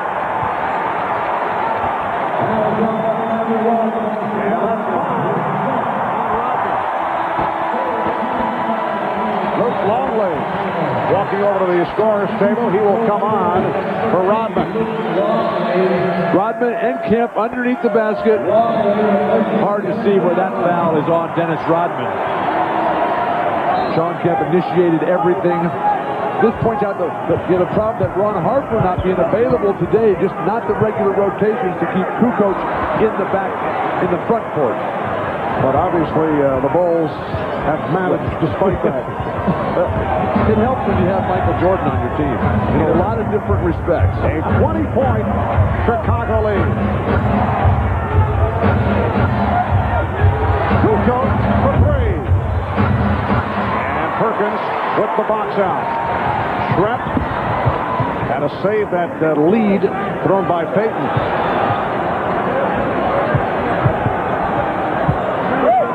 Here's Payton. Gary Payton with 12 points. He's in 5 of 12 from the field. The Bulls now lead by 18. You see this lineup from the Chicago occasionally with both Longley and Wennington on the floor, but I'm sure it won't be too long before Scottie Pippen re-enters. Absolutely, because the Bulls are so much better when they go small. But the way Longley is playing today, I'd go with him and make Seattle match up to him, which they have not done. Well, Longley now has 14 points. Perkins, making the turn, was taken down by Wennington. Here comes Frank Bukowski getting set to check back in. Timeout is called. 9:37 left in the fourth quarter. Miller, where great taste runs in the family, brings you Miller Moments. Tonight's Miller Moment took place 11 years ago this evening. The Los Angeles Lakers defeating the Boston Celtics, Game 6 of the finals, to take the 1985 NBA title. Kareem Abdul-Jabbar led the way for the Lakers and was named the series' most valuable player. In recognition of that moment, Miller Brewing Company will donate $1,000 to the Thurgood Marshall Scholarship Fund. And at 38 years of age, Kareem, the oldest player ever to win the MVP award. That was the 8th time the Lakers met the Celtics in the finals, and the first time that they ever beat Boston. 9.5 remaining in the fourth quarter. Game 3 of the NBA Finals. The season very much on the line for the Sonics, who are trailing here by 20 points. The Bulls with a burst at the start to take the energy out of the crowd. Michael Jordan with a sensational first half. The Sonics able to get back into it in the third quarter. But the Bulls have come out strong here in the fourth. And a foul is called against Seattle. The high point man of the game is Michael Jordan. Jordan with 34 points.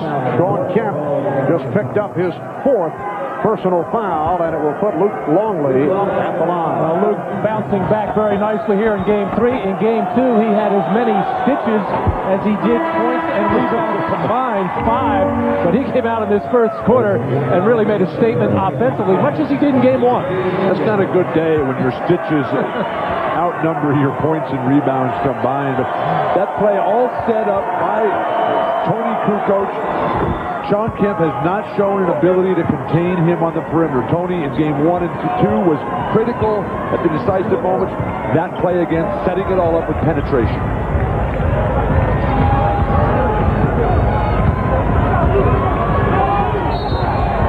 And a knee offered up by Longley. Indication from the official taking the better. That's 4. On Longley, the Bulls are now over the limit. Luke wanted his interpretation. Marv, that last offensive sequence for Chicago that Luke Longley ended up getting the shot, that shows how far Luke Longley has come. Career playoff high today. Early in the season, Scottie Pippen never would have dumped that ball off to Luke Longley. I mean, he would throw it to him in the beginning of the game, and Luke would drop it out of bounds or commit an offensive foul. Now, though, after a year with Jordan, he's fully developed. The Bulls 84 and the Sonics 65.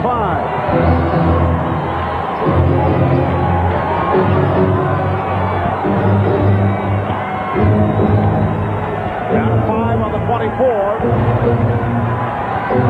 Pippen for 3 with 2 seconds remaining on the clock. And Pippen, as soon as he came off the bench with Rodman going out with 5 fouls, Scottie gets a big rebound, a couple of nice passes, and a huge 3. Scottie Pippen with 12 points.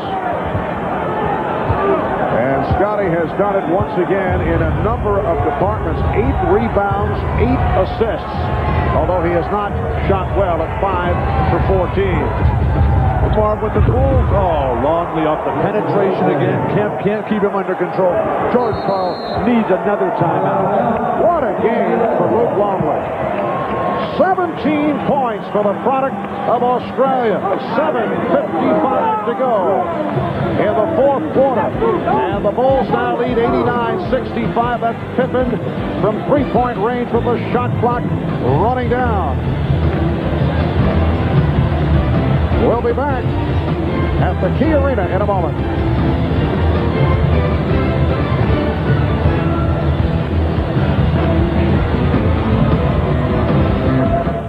We are coming up on 7 p.m. here in the Pacific Northwest with just under 8 minutes to go in the 4th quarter.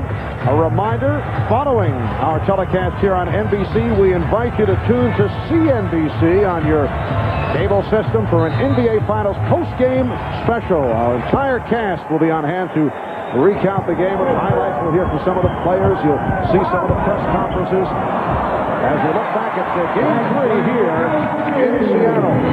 Kowski with a second field goal. That's the NBA Finals post-game special immediately following the game on CNBC. The Bulls with an 89-67 lead. Longley. And he was fouled. Marvin, it's so special to watch this Bull team, which is truly unique in a lot of different ways, but when they pass the ball, when they get rid of the ball, they just keep moving. So many teams stand and watch. So many teams feel that or players, they don't have the ball, they're not doing anything. These guys are always in motion, moving away, setting screens, coming back to the ball. A thing of beauty to watch. Well, they are the only team in the league that runs this triangle offense to this degree, and with the spacing involved and with all the cuts and with all the backdoor type of passes, it affords all that kind of movement. Luke Longley must love this Key Arena. He had his career high, right? Even though the Bulls had lost that game early in the year, he had a career high of 21. How about a career move he's got for the Minnesota Timberwolves, where he lost 67 games back in 91-92 to the NBA Finals. I think he likes Michael Jordan, not so much the Key Arena. Longley called for that tripping foul that put Gary Payton on the floor. Well, that's a good foul by Longley. Still sporting the bandage from the 5 stitches. The little guard comes in and sets the screen on you. You can't let that happen. And here's Dennis Rodman back. Longley with a playoff career high of 19 points.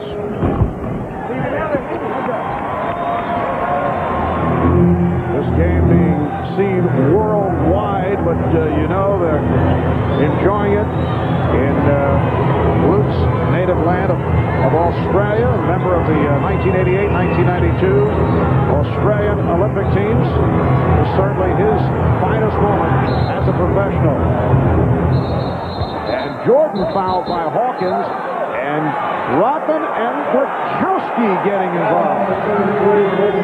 And Phil Jackson at the other end of the floor taking a very long look and now whistling to his team out there. He does not want Dennis to do anything that is not going to have him ready for a game 4. You just have your heart in your throat at all times when they get tangled up. And see, Dennis initiates all that by getting his arms tangled up underneath the other player and then makes it appear that in this case Frank Burkowski is doing the holding. Once again, with the game not into balance, a 22-point lead. But these are certainly two of the freest spirits in the NBA. We don't need any sort of altercation here that would take away from this beautiful exhibition of basketball today by the Chicago Bulls. Now, would this be considered taunting? I was just going to say, why is that not taunting? Just a look and almost baiting Frank Burkowski to do something. Dennis has to settle down, play basketball, go play golf with Michael Jordan tomorrow and get ready for Game 4. But if you can't stand there at attention and look at somebody with a blank expression on your face, what are you allowed to do? I think that was a bit more than right.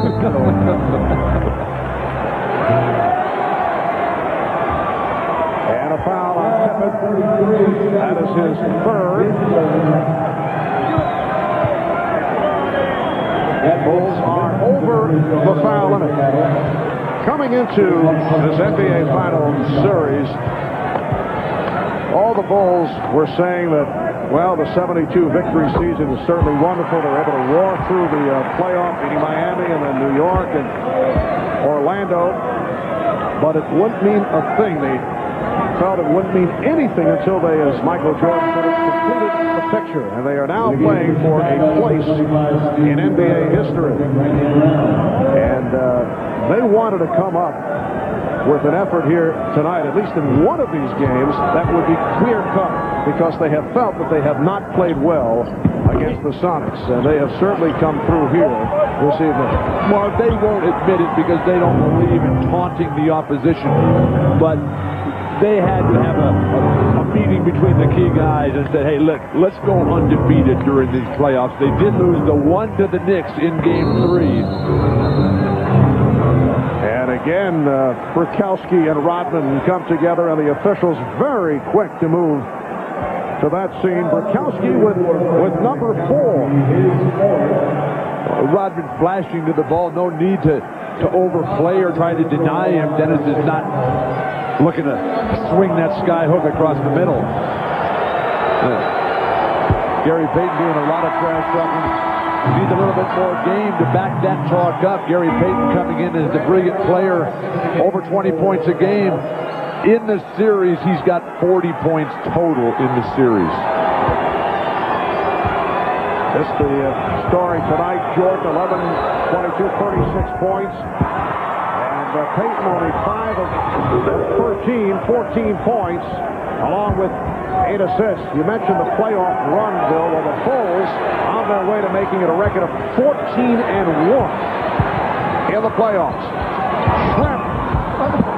And Jordan able to box out Kemp. In traffic, going up with one of the best rebounders in the league, Sean Kemp. Has both Jordan and Pippen, with Rodman in and out of this lineup throughout the game, have both gotten much more involved in the rebounding area, as they tend to do when Dennis is not getting a whole bunch.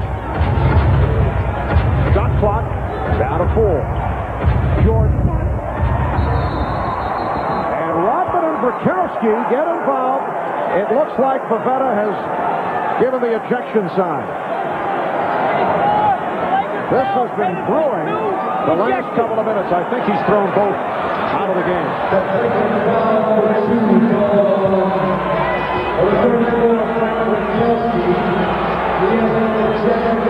Mark Burkowski ejected. Flagrant foul 2. I thought Pavetta indicated that both were tossed. Let's see. Well, this has been brewing ever since these two have gotten on the floor there. And this time, Bukowski does get that forearm and elbow right into the Adam's apple of Dennis Rodman. But George Karl, who was ridiculing Rodman for all the things that he was getting away with after Game 1, had nothing but praise for Dennis Rodman after Game 2. I think we're going to hear more ridiculing after this one. Dick Bavetta gave a succession of thumbs, but apparently he was making it clear that it was Bukowski who was gone, and Rodman remains, and now he and Kemp are having words. Very difficult for George Karl to ridicule the starting power forward, leading rebounder in the series when you're down 3-0. 5:45 remaining in the fourth quarter. Phil Jackson should do this game a favor, maybe take Rodman out. Rodman and Kemp coming together, and Kemp picks up number 5. On the other hand, Phil Jackson may be enjoying the fact that Dennis Rodman has gotten into the heads of the Seattle players.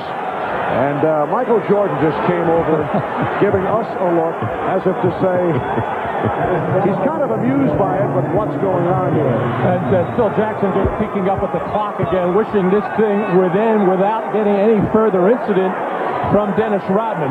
Phil Jackson, I'm sure, has already started thinking about Wednesday, and he knows he'll want to have Dennis Rodman on the floor. Well, Dennis is quick to point out that he has not thrown a punch in 10 years in this league. Bulls 96 and the Sonics 70 in a blowout. Sonics did rally, got within 11 with their surge in the third quarter, but the Bulls picked it right back up in the fourth.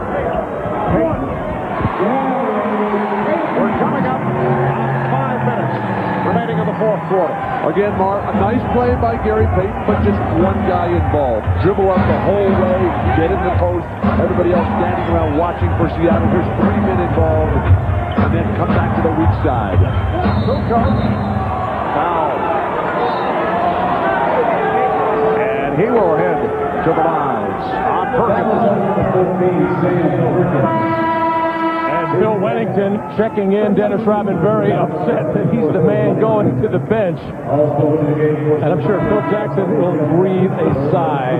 Well, for Dennis, certainly a guy who enjoys the circus atmosphere that he has created. But there's no question that he has bothered the Seattle SuperSonics, along with what has taken place on the scoreboard. That is a contributing factor. It's embarrassing, Marv, to get blown out in your home court. You come back, you wait all these years to get back to the finals. The disappointments the last couple years, first-round playoff losses. They think they got it going. They play Chicago well 2 times and then come back here and lay down.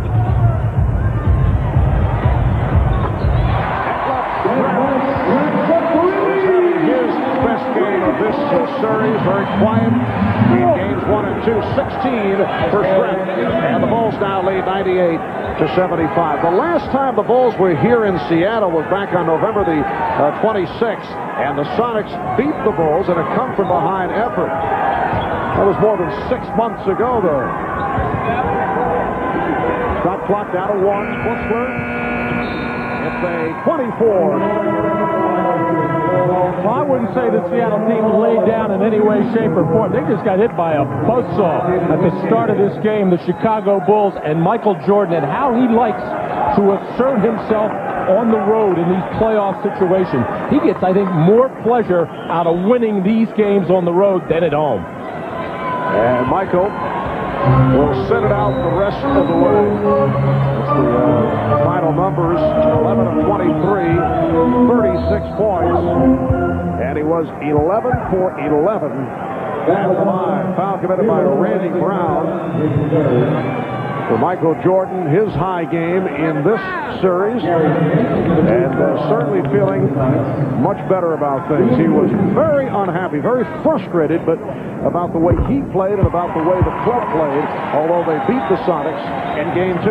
And I'm sure it made him feel good and helped the whole ball club by getting after Tony Kukoc about those couple of times where he passed up some shots and jumping on Luke Longley about maybe feeling sorry for himself with those 5 pitches. And I think that definitely picked up those 2 players, and I think it woke the rest of the ball club up as well. Plus, they've found their rhythm now. They're back to playing every other day now, which is the regular NBA schedule. That long layoff really did hurt them. Nice passing, Scottie Pippen. And Bill Wennington is 3 for 3. He's given the Bulls a 100-78 lead with 3.5 remaining in this fourth quarter. Game 4 here on Wednesday night. 9 o'clock Eastern Time, 6 out in the West.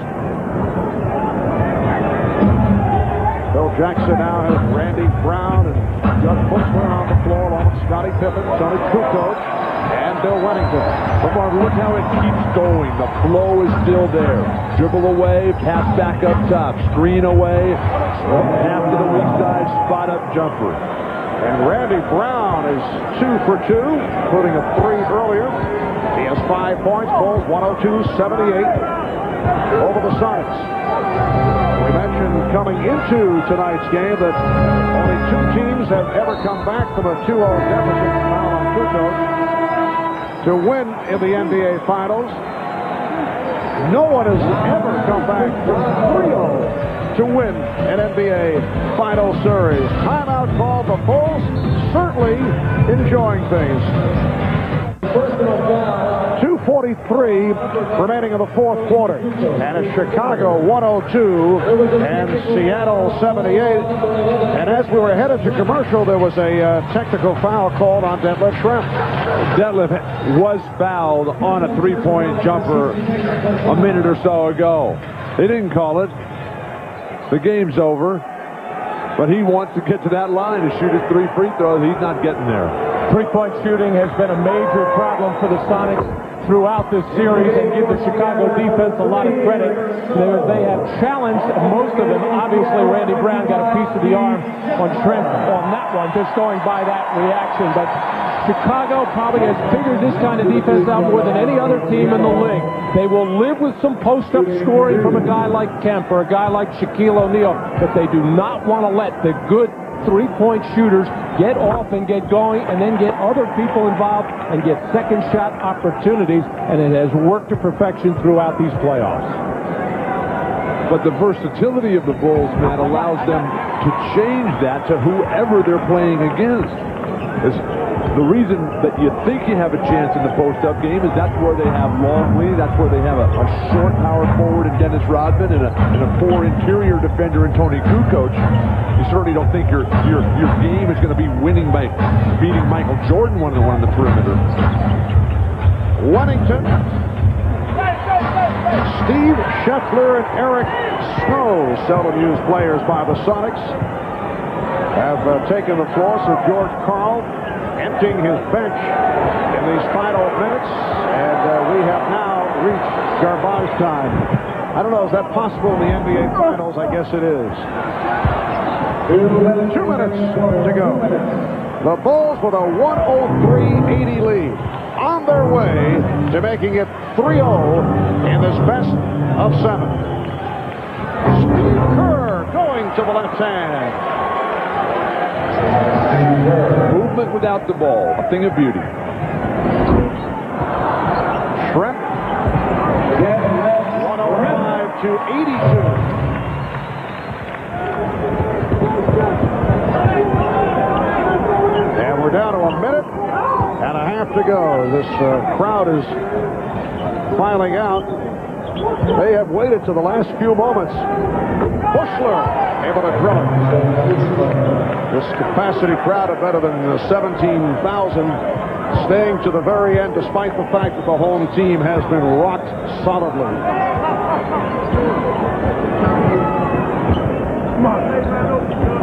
Hawkins on the fake. Hersey Hawkins with 12.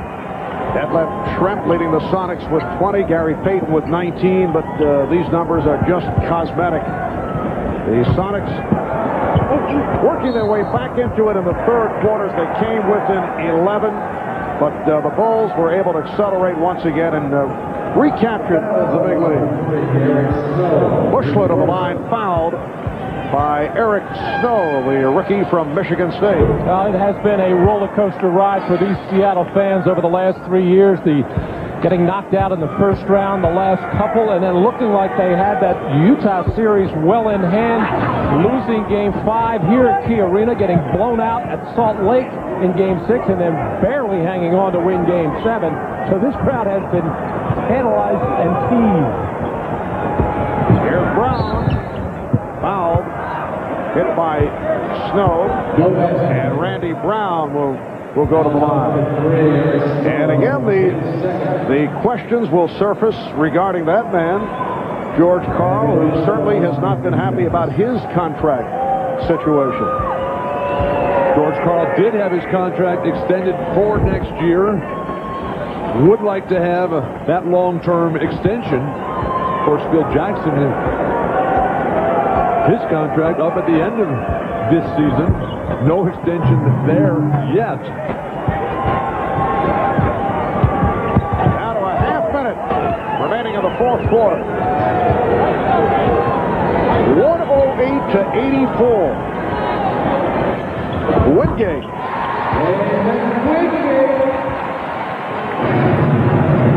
So the Chicago Bulls in a blowout of the Seattle Sonics. They opened up with a burst, anticipating the high energy from this crowd, and they were able to just take it all out of the Sonics right at the start. Time has run out. The Bulls winning Game 3, 108-86. The Bulls led by Michael Jordan, who finished 11 of 23 from the field, 36 points. And now the Bulls and the Sonics look to game number 4 here in Seattle on Wednesday night. That'll be a 9 o'clock start in the East, 6 o'clock on the West Coast. All right, let's go to Ahmad Rashad with Michael Jordan. Ahmad? All right, thanks, Marv.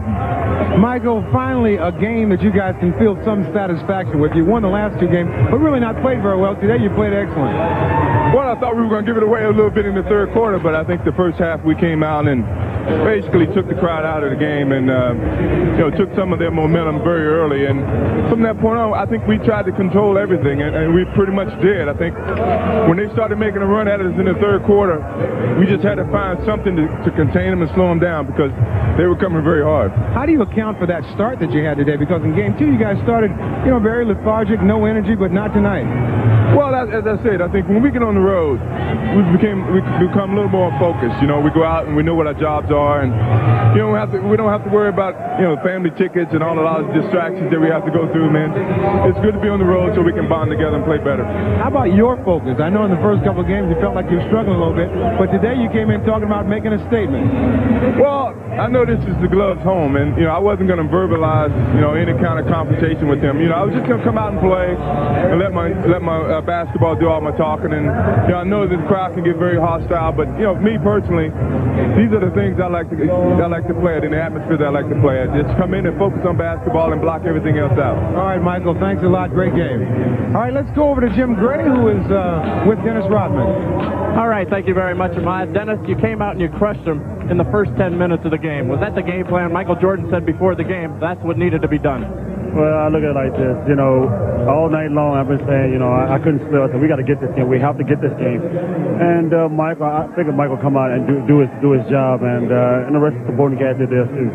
3-0. No team in NBA history has ever been able to come back from that deficit. Is this one effectively over? I wouldn't say it's effectively over. I just think that, Seattle have totally got out their rhythm, out their game, because all they're doing now is trying to mess with me, try to get in my head. But they don't understand, though. You can't mess with the master. You can't mess with the master. Well, there was an awful lot of talk going on between you and Sean Kemp and Gary Payton. What exactly was being said and going on in Burkowski as well? I think George Karl just basically bring Bukowski in and try to mess with me. But you got to understand something. It's the difference between trying to come out there and play basketball and be physical and doing your job, and they're not doing that right now. All they're trying to do is trying to be physical. That's not their game. Will it be a long 3 days for you guys? Is it going to be hard for you to remain concentrated and trying to wrap this thing up? I can play all night tonight, so I'm ready to go tomorrow. And the next day, I'm ready to go. Let's do it. Let's do it. Let's get it over with. Hello, okay, Dennis, congratulations. Let's go back to Marv Albert. All right, Jim, you can't mess with the master. We take that away from game number 3. We'll be right back in Seattle after this. Back in Seattle, the Bulls with a 108-86 win over the Sonics to take a 3-0 lead in the NBA Final Series. Some more of the stats. Scottie Pippen, 12 points, 9 assists. Tony Kukoc, who started for the ailing Ron Harper, 14 points, 7 rebounds. Michael Jordan, though, leading the way with 36 points in his 41 minutes. A reminder, coming up next on most of these NBC stations, a special post-game episode of Mad About You. That'll be must-see TV. That is coming up next. Some closing comments from Matt and Bill. What about that Chicago defensive effort right from the start? Well, Mark, we were talking about it earlier, how good it's been in the third quarter and the fourth quarter, especially throughout all the playoffs. Well, it was excellent in the first quarter, getting off to that big lead, 34-16, and continuing to be harassing defensively and forcing those turnovers, forcing 21 turnovers, as everybody put it together, led, of course, by Michael Jordan. And as Dennis Rodman pointed out, through some other philosophical thoughts that were mentioned to Jim Gray, the Bulls have just taken the Sonics right out of the rhythm. They're not playing their usual game, except for that period defensively where we saw them swarming all over the court in the third quarter. But, Marv, that was more of a scramble. Now, Seattle has to remember that they're a very good team that is unfortunately matched up against a truly great team, maybe the greatest team in history. And they have to look at this in the big picture, the long term. Still with young stars, don't lose your poise, don't lose your composure. Try to keep everything together, keep the fans interested in with hope, and then learn from this. Learn, Marv, how hard Michael Jordan has sacrificed to work to get to where he is right now. That's the mission and purpose for Gary Payton and Sean Kemp the rest of the way. Now let's take a look at the scoring totals. The Bulls with a balanced attack. Jordan with the 36. Longley, that is a career playoff high, 8 of 13, an outstanding all-around performance by the Bulls center Luke Longley, 19 points in all. Tony Kukoc, 4 of 11, 14 points. Scottie Pippen, 5 of 14, did not shoot well, finished with 12, but did other things in terms of rebounding and assists. And as it turns out, you mentioned the fact that the Bulls were slightly out of their rhythm at the start because Kukoc started. Obviously, it did not matter. Well, Michael Jordan just was perfect today. We could see it in his pregame comments to us, the focus, the energy, the enthusiasm. He was not to be denied today. His mission, one more game, and then it's complete. All right, so it will be game number 4 for that one more game here on Wednesday night. If the Bulls are able to win it, the Sonics will try to stay alive and hope to force it to a 5th game back here on Friday night. That's it for the game portion of our telecast. Marv Albert with Matt Gukas and Bill Walton. Now let's throw it to Bob Costas upstairs. Bob?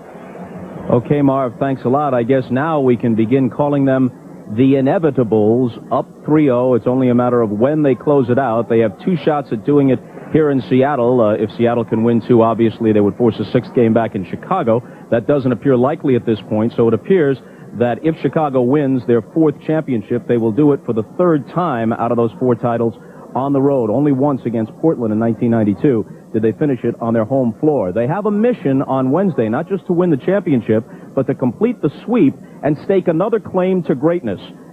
The only team that went through the entire playoffs, losing only 1 game, was Dr. J's 1983 Philadelphia 76ers. They didn't play in the first round, so they were 12-1. Chicago could finish at 15-1 if they sweep it. Now, don't forget that coming right up, and on Wednesday night, we have Game 4 of the finals back here at Key Arena in Seattle. Now, coming up next on NBC, a special post-game episode, it says here, of Mad About You. Will Paul Reiser and Helen Hunt be in the locker rooms? Tune in and find out. For our entire crew in Seattle, I'm Bob Costas. Good night on the NBC side. See you in a few moments if you're so inclined on CNBC. So long.